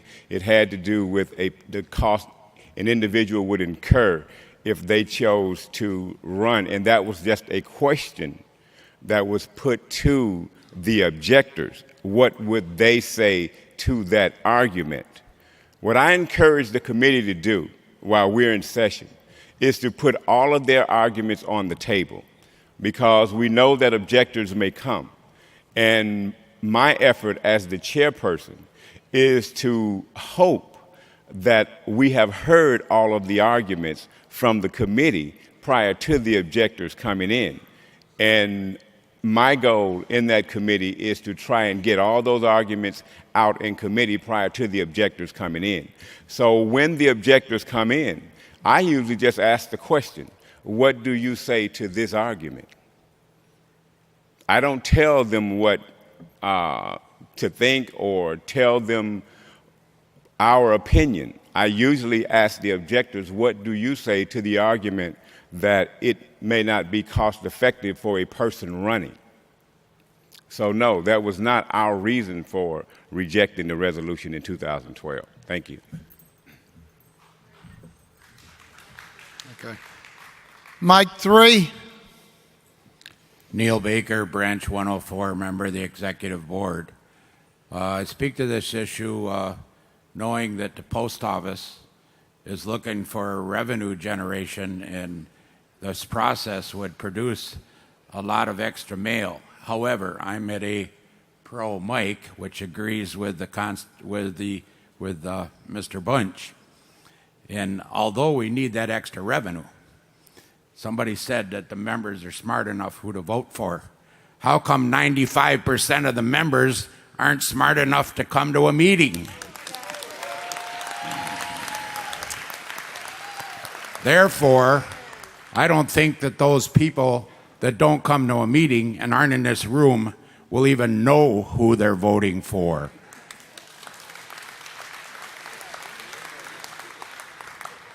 Mike 6, you're the con Mike. So, are you speaking? I need a point of information, because this was passed over from one committee to another committee. Was not the person that stood up supposed to object and then go meet with the committee, or have you guys already done that? They have already met with it. Okay, that was my situation. Thank you. Someone want to speak? Con, concerning the committee recommendation. Mike 2. Carl Brown, Branch 94, San Jose, California. Again, I think a point of order is this was never objected. This is the first reading. They should go back to committee, discuss it with the objector, and then bring it back up. Carl, the first reading was Tuesday afternoon, in afternoon sessions, business session 3. I'm understanding it would just send over to the resolutions I mean, No, they Constitution can't- and bylaws. The regular resolution turning back over to the Constitution and bylaws, and they did their first reading toward the end of business session number 3.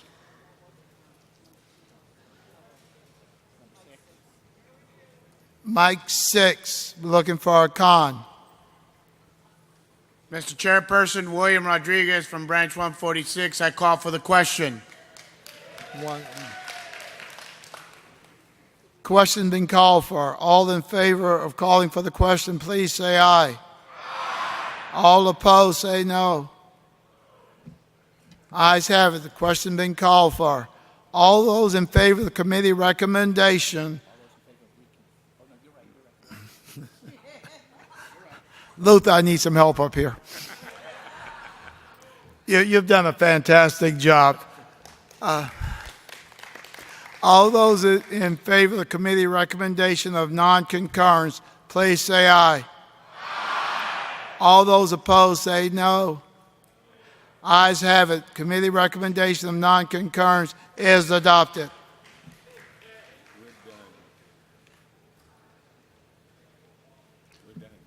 With that done, the Bylaws Committee Chairman, please come back. Thank you, Mr. Chairman. Ladies and gentlemen, it's been my pleasure to chair this committee once again. And as always on this committee, it's a challenge, but when you have good people working with you, they make it a lot easier. So I want to thank the following members of the Constitution and Bylaws Committee. A member who served with me in 2004, Diane Ayon from Pacifica, California. Ms. Roxanne Bradley, who was a first-time member to our committee from El Sobrante, California. Raphael Brettwaite from Birmingham, Alabama, first-time member to our committee. Barbara Brumbelow.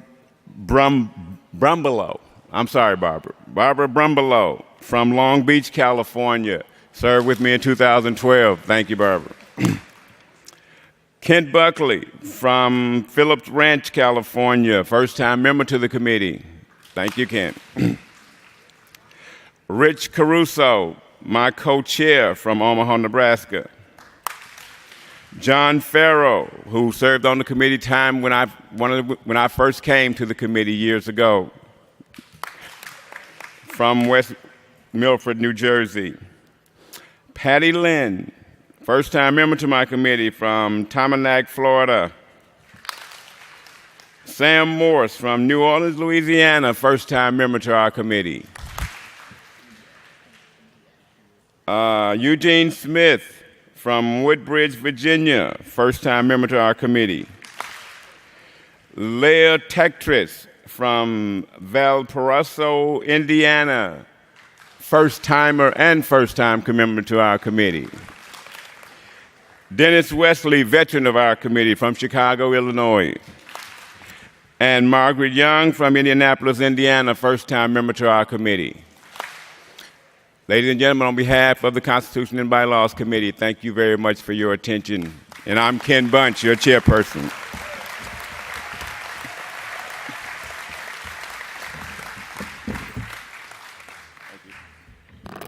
Thank you, Ken, for a job well done. At this time, I'd like to dismiss the Constitution and Bylaws Committee. Mic number 3. Good morning. Good morning. Linda Scott from Miami, Florida, 146. We, the 2014 committee, would like to come in and congratulate Kenny Bunch for doing a fantastic job on his hard work. Thank you, Ms. Scott. Will Chairman of the Postmasters Committee please come forward? Mr. Joe Bothery.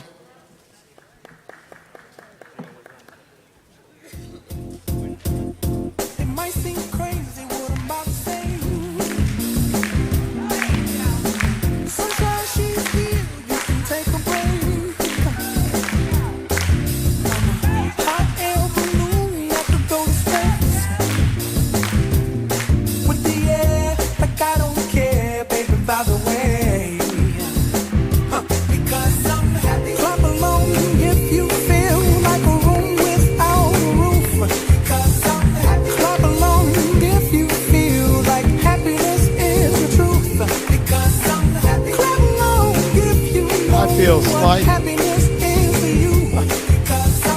Clap along if you feel like that's what you want to do. Here come bad news, talking this and that. Well, give me all you got and don't hold it back. Well, I should probably warn you, I'll be just fine. No offense to you, don't waste your time. Here's why. Because I'm happy. Clap along if you feel like a room without a roof. Because I'm happy. Clap along if you feel like happiness is the truth. Because I'm happy. Clap along if you know what happiness is to you. Because I'm happy. Clap along if you feel like that's what you want to do. Bring me down, can't none bring me down. The love is too high. Bring me down, can't none bring me down. I said, bring me down, can't none bring me down. The love is too high. Bring me down, can't none bring me down. I said, clap along if you feel like a room without a roof. Thank you.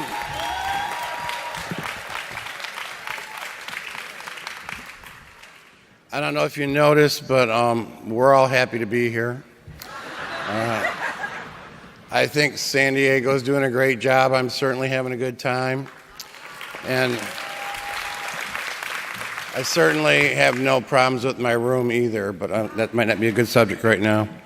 Our committee has met numerous times this week, and we'd like to talk about some of the proposals we made last year, and then we have some new proposals for this year. So my co-chair, Jim Burdick, is going to go over last year's last convention's proposals first.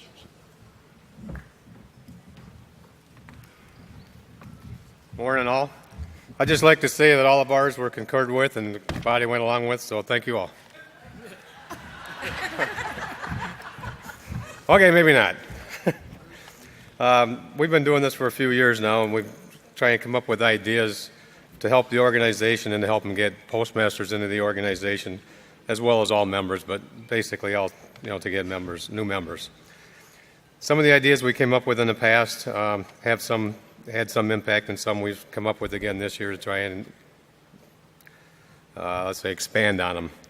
But we had in the past asked for and stated, and keep in mind some of your resolutions this year because they reflect a lot on the suggestions we've been making over the years.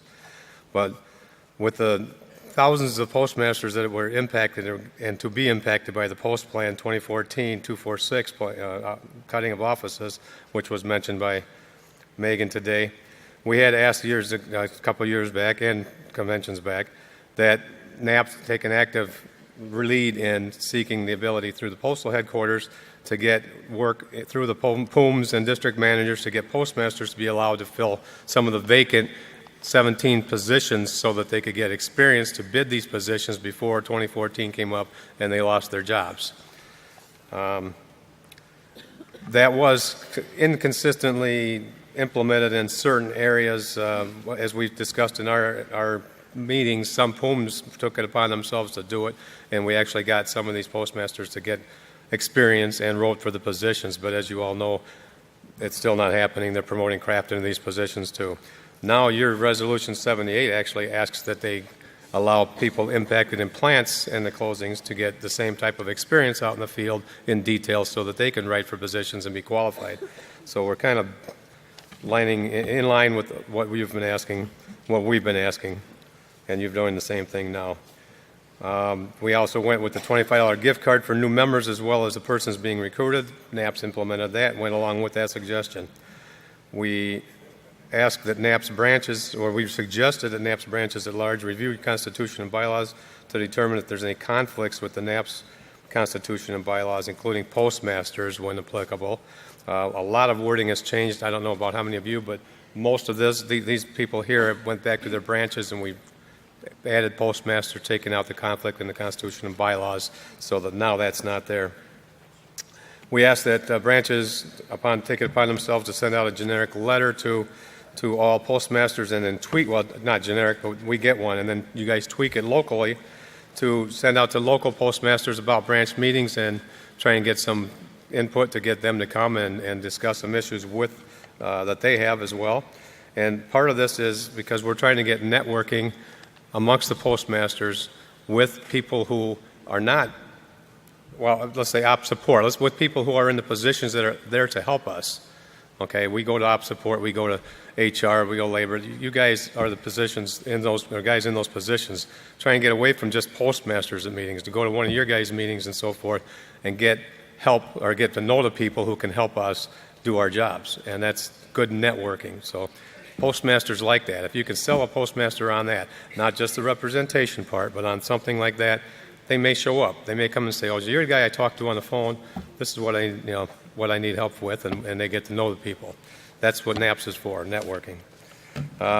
Some of the branches here, again, we took that back, and they've done it. I don't know how many of you have done it, but if you have, it could increase membership. We're over 10% of the organization membership right now. Postmasters represent over 2,900 of the members. Active postmasters represent over 2,900 of the members. So it's growing. Our percentage is growing in your organization. We owe it to you guys. We owe it to you guys accepting us, and through some of these suggestions that you've implemented, it's happening. So we do thank you. We do have a few more ideas that we came up with at the this year, and we hope you take those into consideration too. Thank you.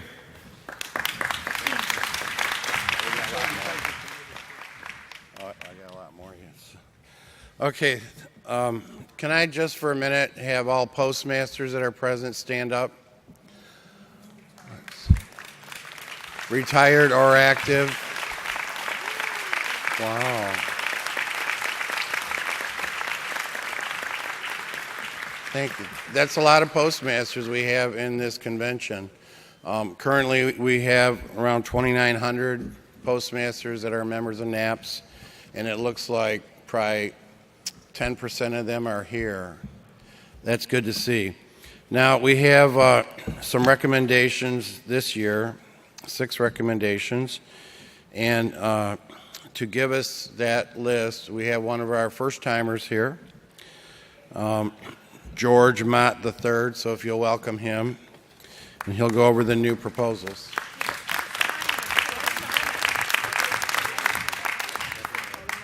Go ahead and put these glasses on right now so I don't read it incorrectly. And for the guy that was chewing the gum the other day, I am a first-timer, so don't be mad at me. It's not my fault. Second thing I want to do is also thank Mr. Michael McNeil for purchasing my shirt for me. You like it? It's nice, right? Point is, we got it from Rent-A-Center, so 24 more payments and it's all mine. Recommendations from the Postmasters Committee. Headquarters to send all finance numbers for non-members, including postmasters, as well to the state branches, and that they confer with local branches to help increase membership. 2, to send out welcome packets. 1, to all existing NAPS members that are supervisors becoming postmasters, and 2, to congratulate all EAS that are not NAPS into their new positions, including craft receiving EAS promotions. 3, to change the attitude, and this is very important, when presentation is made to new potential members explaining the benefits of joining the NAPS organization and giving facts, not comparisons, to other management organizations, and to deliver it as a networking organization. And on another level, ready to help one another, be it through training, knowledge, mentoring, leadership, etc. And that's very important because I can tell you that I've increased our membership on several occasions just by having that same approach. Okay, all right. Number 4, to request that NAPS headquarters pursue amending Title 39 for NAPS to represent postmasters, including pay consultations, because that's the hampering point right there. We can't represent them from a pay council point of view. Number 5, NAPS headquarters to obtain the total number of postmasters positions and determine the 20% requirement for representing postmasters, and to obtain from headquarters projections for postmasters remaining after January 2015. This should be published in the Postal Supervisor. And last but not least, that a copy of the Postal Supervisor be sent to every post office in the United States, addressed to the postmaster, OIC, etc., manager at least quarterly, so that ES non-members can see what we do.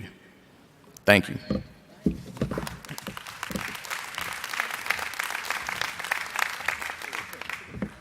Do we have any questions, comments, or concerns at this time? Hearing none.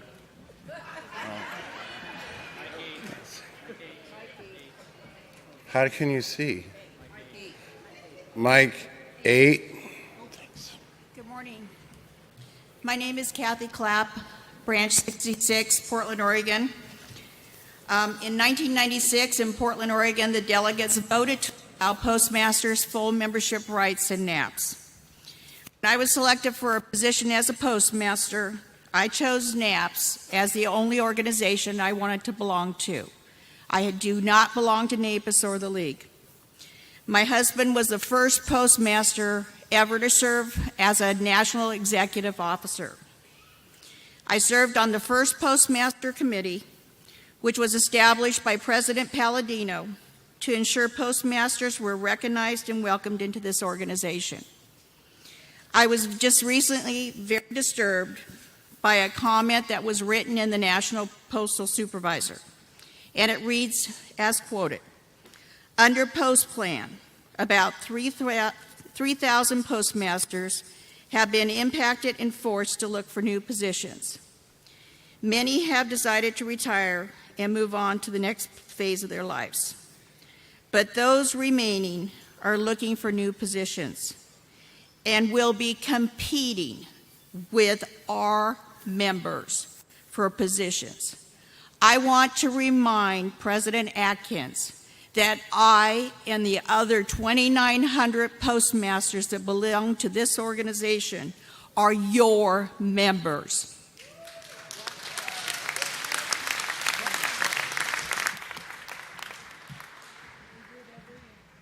Thanks for the comments. Is there anyone else who has a question, comment, point to make? Do I have to go down there? Do I have to go down to a mic? I'll go down. Mike 6. Thank you very much. If there are any other first, Antonio Cuevas, Branch 1A, formerly Branch 183, Charlotte, North Carolina, presently Branch 299, Fayetteville, North Carolina, and Carolinas by State, 936, and a postmaster.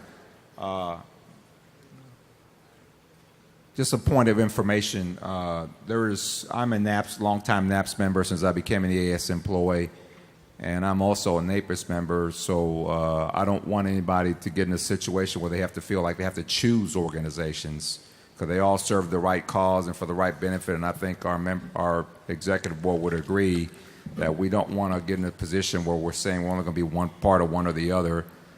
So again, just keep that in mind when you go back.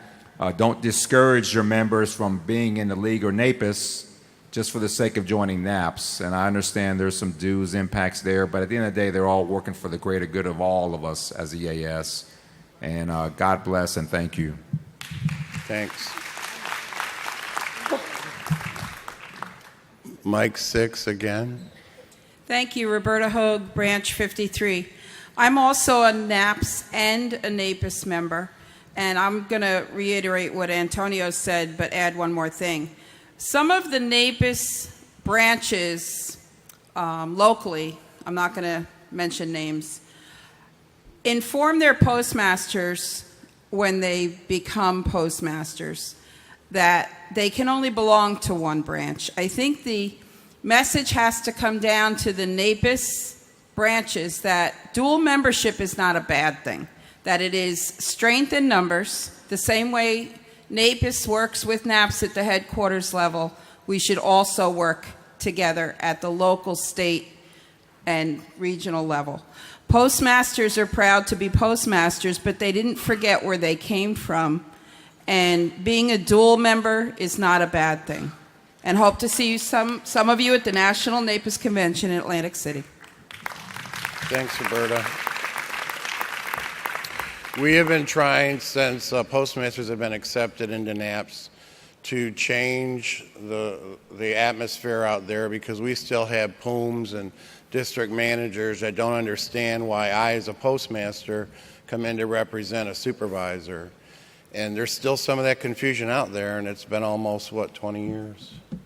So it's kind of a shame that they don't do that, but our idea is to try to get the word out, and that's why we have these proposals each convention, and little by little it is changing, and hopefully we'll get enough for that 20% or get Title 39 changed so we're 100% represented for our wages as well.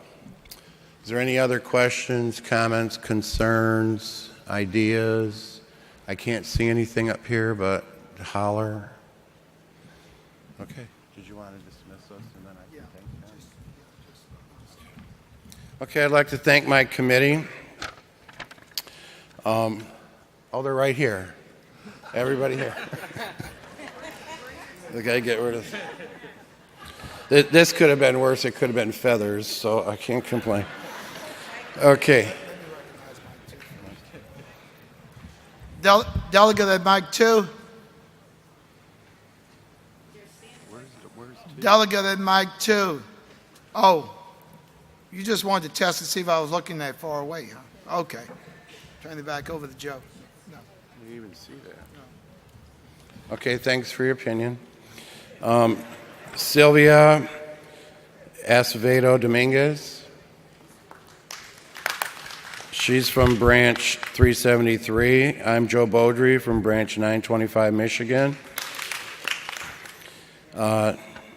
Dallas Brooks from Branch 151.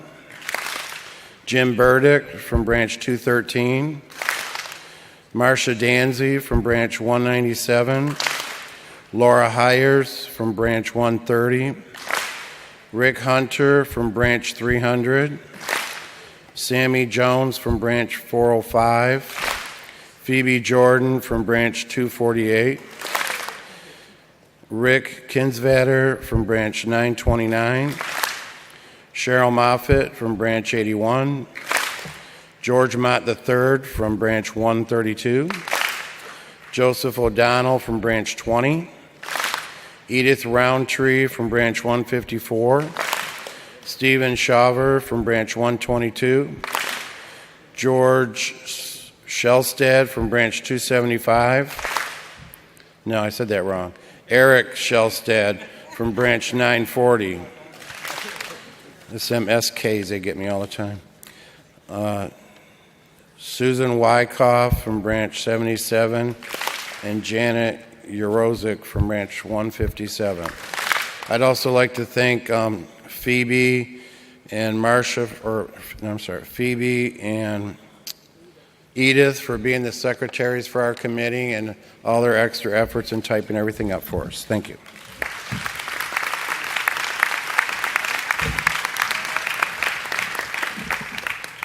This is our signed one. Those are extra copies. Thank you.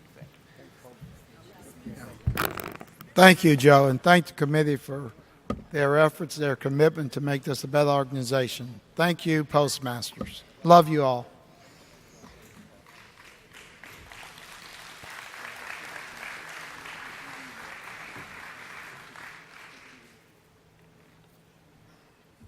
Now, at this time, I'll like to bring up the audit committee. Frank and the committee, please approach the podium. Frank and the committee, please approach the podium.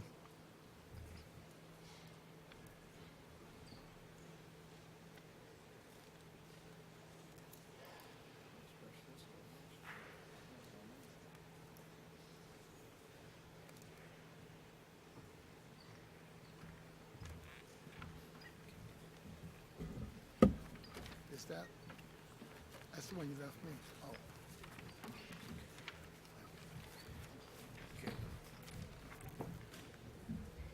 At this time, I'd like to recognize Frank Vasquez from Branch 110. 110 Staten Island, New York.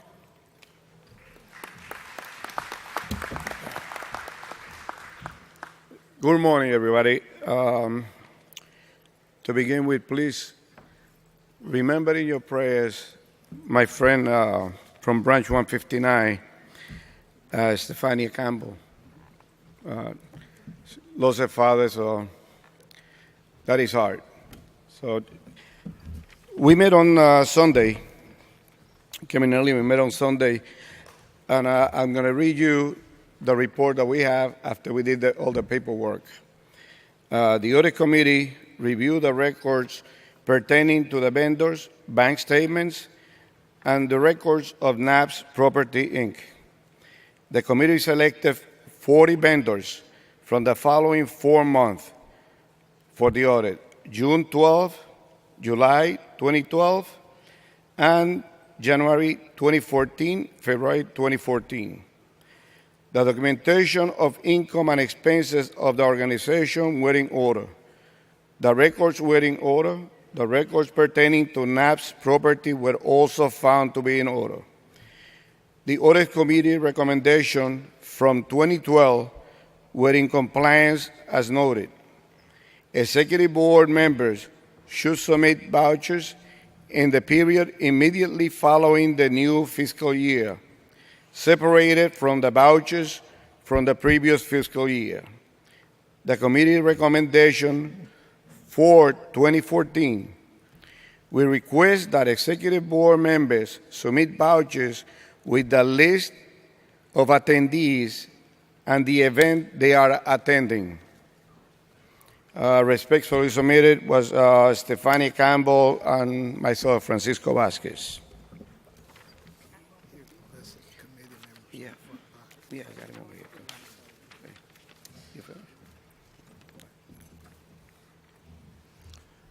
The recommendation by the audit committee is well noted.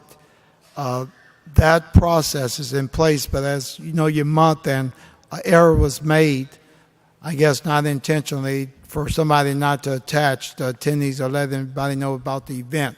But we do have that in place. And I was reminded by Mr. Brian Wagner that's already taken care of. So I'm going to turn it back over to Frank to recognize their committee. Hey, I'd like to thank the members of this committee. First, our chair, that was Stephanie Campbell. Scott Seiler from Branch 11, New York. Sam Booth, Branch 39, California. Caroline Taylor, Branch 35, New Jersey. Glenn Erfman, Branch 65, Colorado. Pamela Wilson Smith, Branch 82, Georgia. Gary Pope, Branch 127, California. Carolyn Williams, Branch 146, Florida. Cinderella Clark, Branch 209, Louisiana. Michael Chin, Branch 266, California. Al Gumeris, Branch 420, Florida. And Earl Baylor, Branch 526, Virginia. And I'm Francisco Vasquez, Palladino Branch 110. Thank you.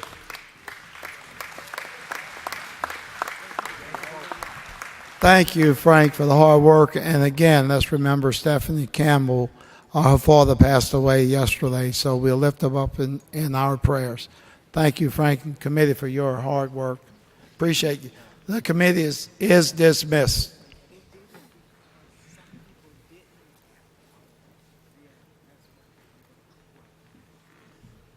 Has Bernie returned to the room?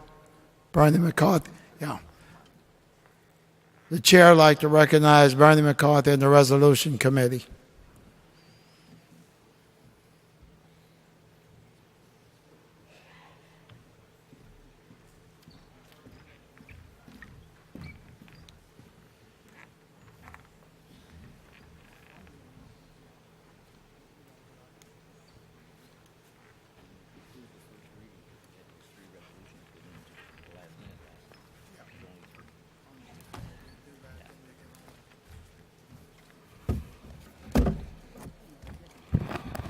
Good morning, everyone.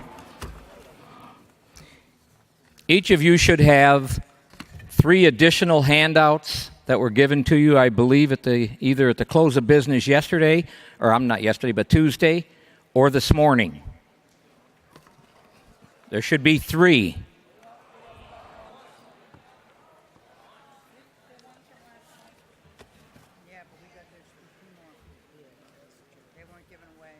I think this is the only one they've got. This is the only one they were given. Bernie, this is the only one they were given. They got 90, yeah. 97 was a separate one. Yes. Ben Mendoza has not got the copies. Oh, can you clarify it, please? Okay. I don't think they want to hear it from me. No. So yeah, they must not have got the copies.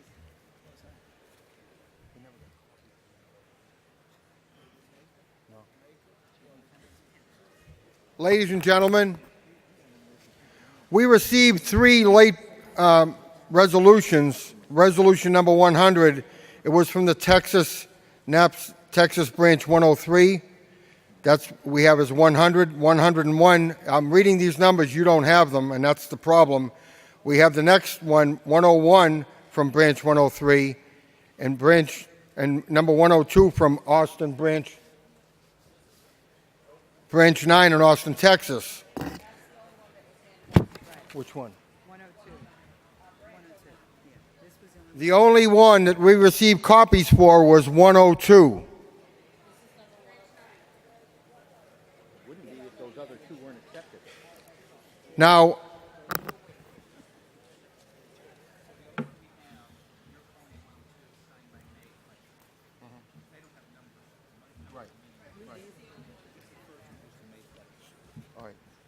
we're going to refer to the one that you received as we'll call it the May Fletcher Resolution, Branch 9, Austin, Texas.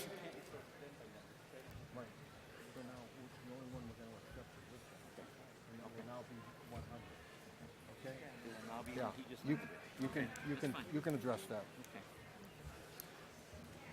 There's nobody at the mic, so go ahead. Okay, for clarification purposes, just so that we're all looking at the same sheet of information, we're talking about a resolution that was submitted by Branch 9 in Austin, Texas. Everybody has a copy of that?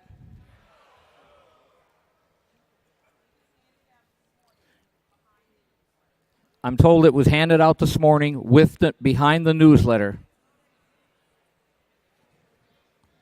I guess not.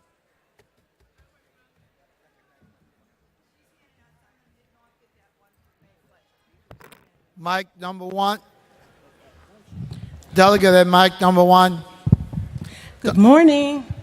Don't pull it out, Lenita. Just let it. I'm sorry. I did it already.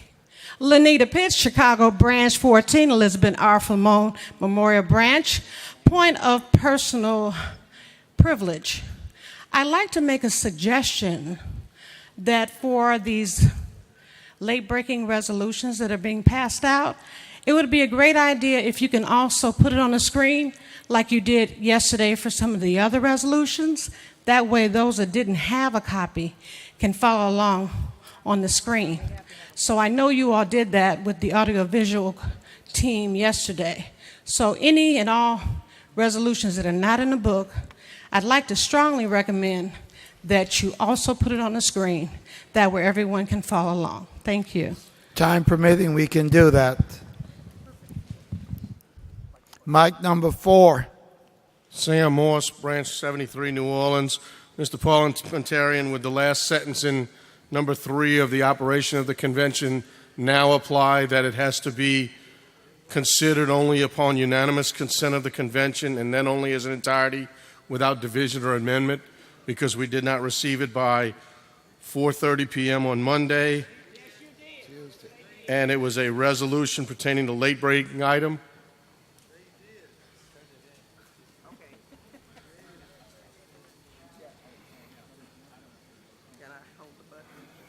Yeah.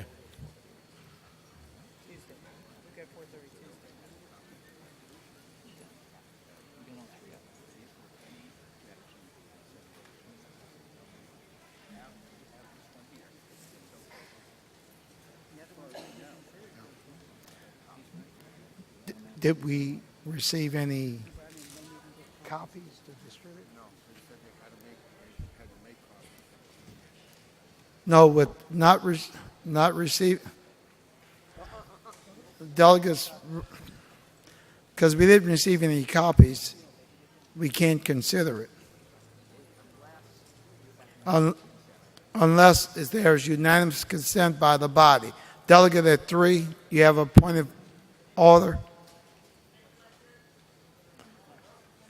Delegate at mic number 3, Ms. May Fletcher. May Fletcher, President, Branch 9, Austin, Texas. I beg to differ. We submitted it to the Brian Ragnar on Monday. He approved that we could do it. We also asked on Tuesday. We were giving it to the committee on Tuesday. They said that we could make the copies and hand them out on this morning. We went through hoops to get this resolution before the convention. We followed all the instructions that they gave us, so therefore we are in order. Miss. Now the question is, I don't know what your rules are. No, with that in mind and doing the right thing, Ms. Fletcher, we'll consider that resolutions if we have 1,400 copies or 13 that you made. I think one branch 9 copies are being floated around now, are being passed out. Ms. Fletcher, did you make the 1,400 copies? Yes, we'll consider that resolution. One of the resident officers accepted, and we'll abide by that rule. Okay.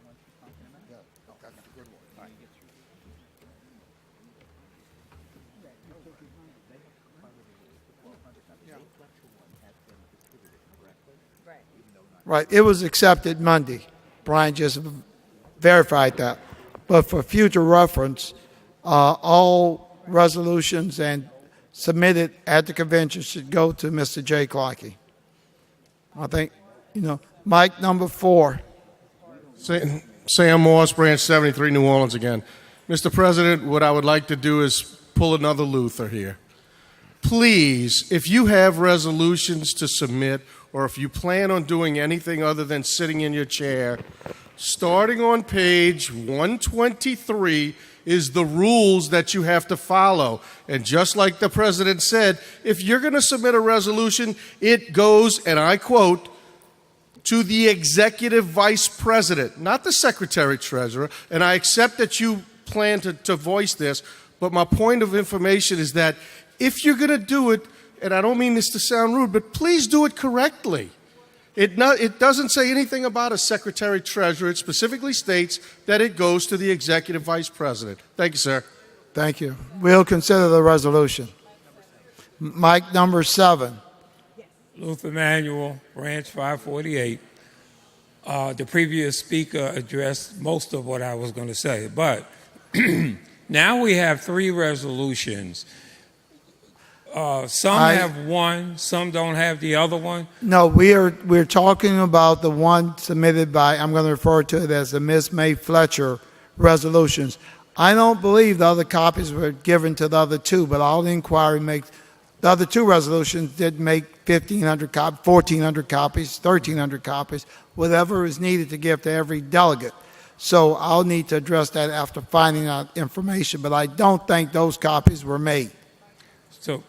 So continue, Luther. Therefore, what I'm about to say is, if any were made or handed out, there were some that were handed out this morning. I don't have one. Okay. And some people don't have it. So I think what we need to do is start with each number, show of hands who don't have it, and then give that person that resolution, and we can move to the next one or wait on the other ones to get printed or whatever. Right now, we're going to deal with the May Fletcher resolution. Although, I don't have it. That's why I'm getting ready to take your advice, at least finding out so the Sergeant at Arms can make sure everyone gets one. Those who do not have the May Fletcher resolution, please raise your hand so you can be identified and the sergeant at arms can make attempt to get you one. Do we have any extra, Lloyd? It's no number. For the delegates wouldn't have a number because it was made prior to receiving a number. So it's the only way that we're going to address it right now is the Miss May Fletcher resolution, branch 9 out of Austin, Texas. They were handing them out with the newsletters. Okay, well, those, please keep your hand in the sergeant at arms. Please act as quickly as you can to make sure the ones who do not have the resolution get one. Thank you.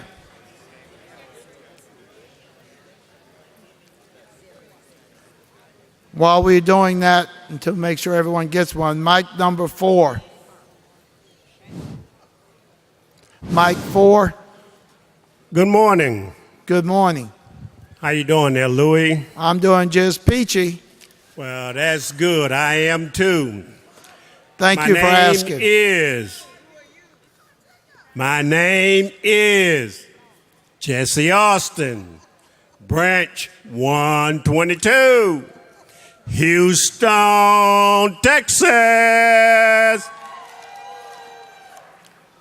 Home of the one clap man. All right. Home of the Houston Rocket 2-time world champion. Many years ago. All right. Yeah, this is a point of personal privilege. You know, we come to these conventions, people give up all of their time. Well, I like to recognize one of our members, Mr. Johnny Seals.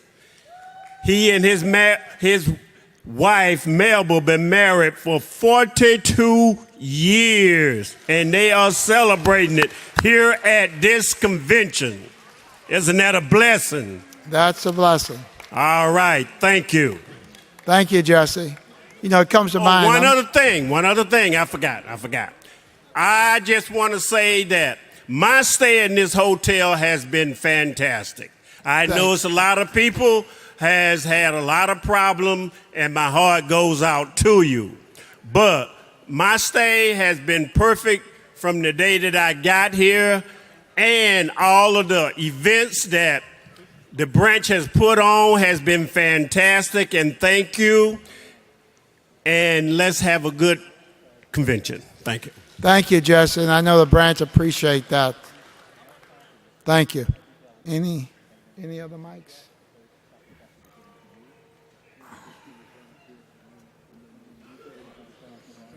Okay. Have everyone received Miss May Fletcher resolution from Branch 9, Austin, Texas? Please stand up now, and we'll make sure you get one. Boys walking around trying to make sure they get it. Our chairperson of the Sergeant at Arms. Hey, Lord, you have a straight and she got it. Okay, with that process finished, I'll turn it back over to Bernie.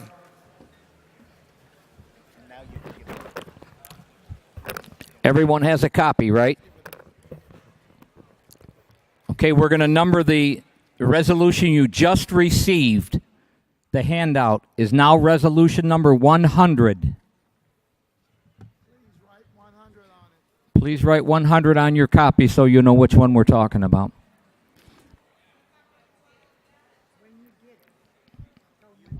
Are we ready?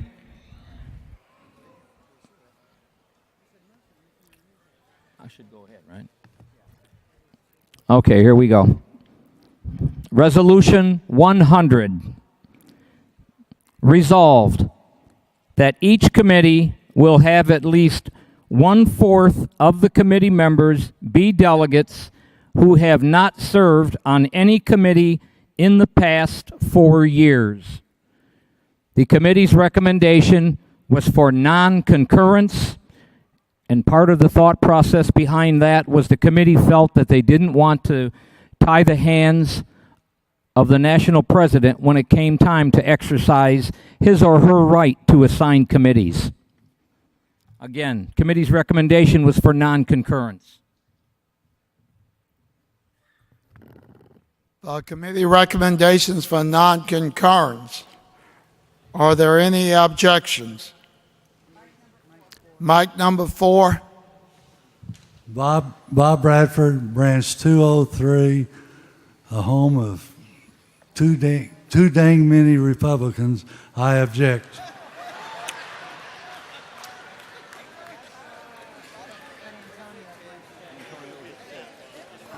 Yeah.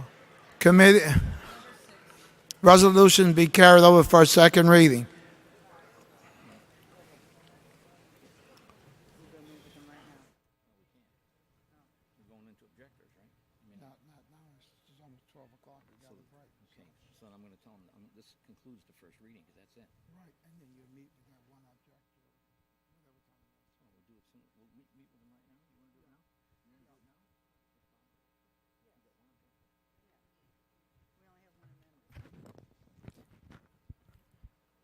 I've been advised that this conclude. Well, let me just tell you this: reading of Resolution 100 concludes the first reading of the resolutions that were submitted to the Resolutions Committee. We have one objector left, so I would ask that the Resolutions Committee report back to the Resolutions Committee room, and we will meet with the last objector following the close of this or our break for lunch. We will then, in the afternoon session, we will deal with the second reading where we had met with all of the objectors because we're ready for it. Thank you. Okay, we're out of here. Thank you, Barney. Thank you, Barney, and the committee. I'm going to turn it over for the announcements to Mr. Brian Wagner.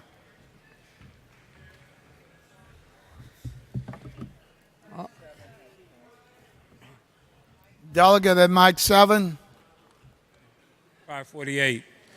How are we going to deal with the 101, 102, and what is it, 103, 101, 102? How are we going to deal with them? The rules said they had to make copies, and those copies were not provided by the author of the resolutions. So are we? We're not going to deal with them. Okay. Thank you, Luther. It's still morning. All right. Okay. Mic number 9. Phoebe Jordan. Ready? Yes, ma'am. Thank you, President. Phoebe Jordan, Branch 248, Wilmington, North Carolina. And I would also just like to say a shout out to all the branches of North Carolina. Point of personal privilege. Yes, ma'am. I would like to ask that everyone here in San Diego be in support of the San Diego branch for their shirts. They're on sale. The shirts are $35 to help them recoup some of the money that they have spent for this convention for us. Thank you very much for those comments. I'm going to ask them why I had to pay $50 for mine. Mic number 3, Junebug. Good morning, everybody. Junebug Wardell from Detroit, Branch 23. Before everybody goes to lunch and all the little stuff gets to happening this afternoon, on behalf of Branch 23 Detroit, we'd like to thank all of you for coming out and celebrating. I hope everyone had a fantastic time. But most of all, Branch 23 would like to take the moment to thank Branch 159 of San Diego, Ms. Bridget Evans, Stephanie Campbell, and Regional Vice President Marilyn Waltons, because when we hit town Saturday, they had a list for us. So that made our job a lot easier. Also, Branch 159 provided the free shuttle service. I hope y'all was nice to them. And as always, what happens in a Detroit party stays in a Detroit party.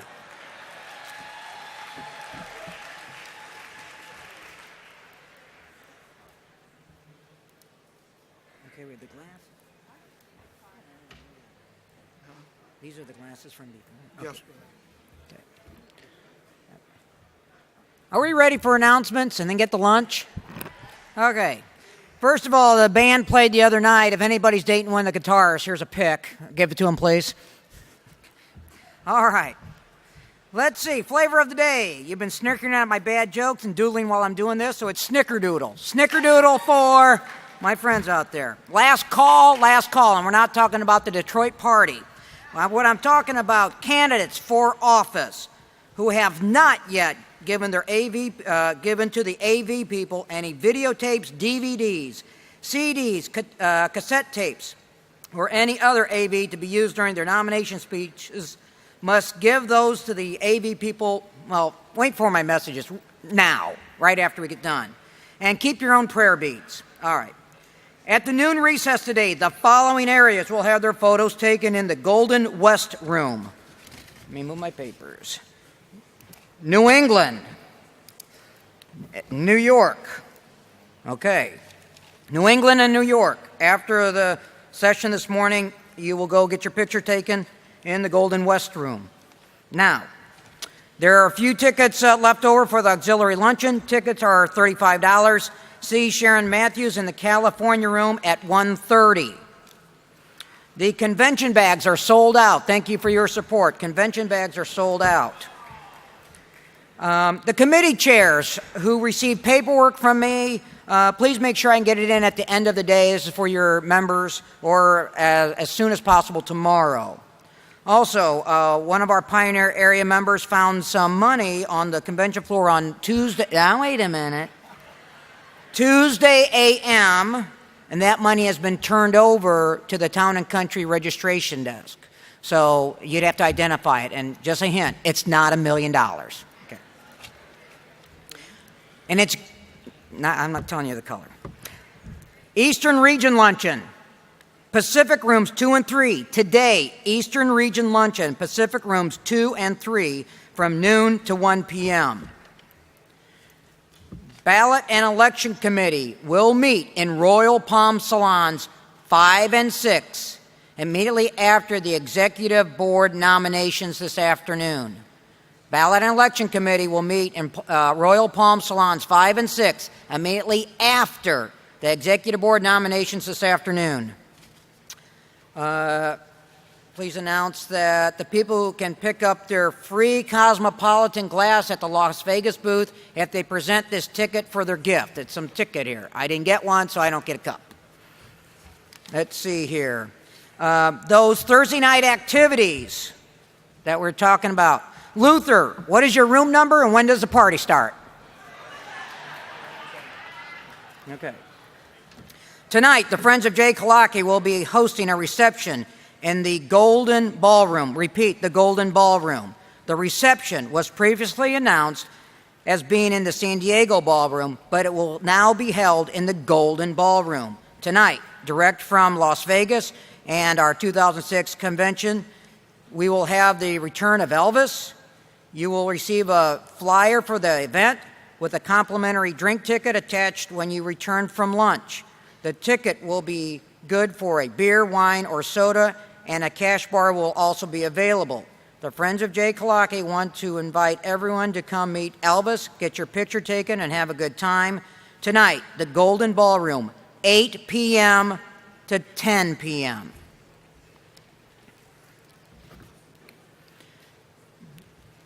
The committee to re-elect Lewis Atkins will be hosting from 7 to 9 p.m. at the Tiki Pavilion, a reception. 7 to 9 p.m. at the Tiki Pavilion for the election of Lewis Atkins. Let's get to caucuses. The South Dakota caucus, along with Minnesota, will meet right after this session underneath the North Central sign. That's South Dakota and Minnesota. The Branch 146 of Miami, Florida will meet by the microphone number 10 once the morning session is over. That's Branch 146, Miami, near microphone 10. Central Gulf area will caucus in the Royal Palm Tower, room 1208 at 1 p.m. today. Central Gulf, Palm Tower, Royal Palm Tower, room 1208, 1 p.m. today. Following the end of today's session, now, the state of Michigan asks that any candidates that wish to caucus meet to the left of the stage near the New York area, and all Michigan delegates report to the caucus area following today's session. Thanks, Michigan State. All right, South Dakota, Minnesota. Texas area will have a caucus starting at 5 p.m. today, and I will let you know all caucus rooms are booked as of today. There's no more caucus rooms available. Texas area at 5 p.m., starting 5 p.m. today or when we get out of session. Pacific Salon 1. New York area, Royal Palm Salon 2. Florida State, the Stratford Room. Western Region will meet in the Sunrise Room, which is in the Meeting House, the building called the Meeting House. The Mink area will also have a caucus in the Meeting House building in the Town Room. Branch 14 will also have a caucus in the Meeting House building in the Esquire Room. Detroit Branch 23, tomorrow morning at 7:30 a.m. Branch 23, Detroit, at 7:30 a.m. Friday, just to make a note, we'll have a caucus in Royal Palm Salon 2. The Mohegan Suns will have a reception tonight in the San Diego Room, 6 to 8 p.m. tonight. Mohegan Suns.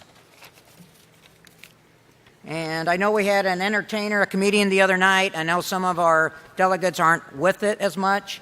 But when they talk about hip-hop, it's not the new Medicare hip replacement surgery, all right? Just want to let you know. That's all I have, Louis.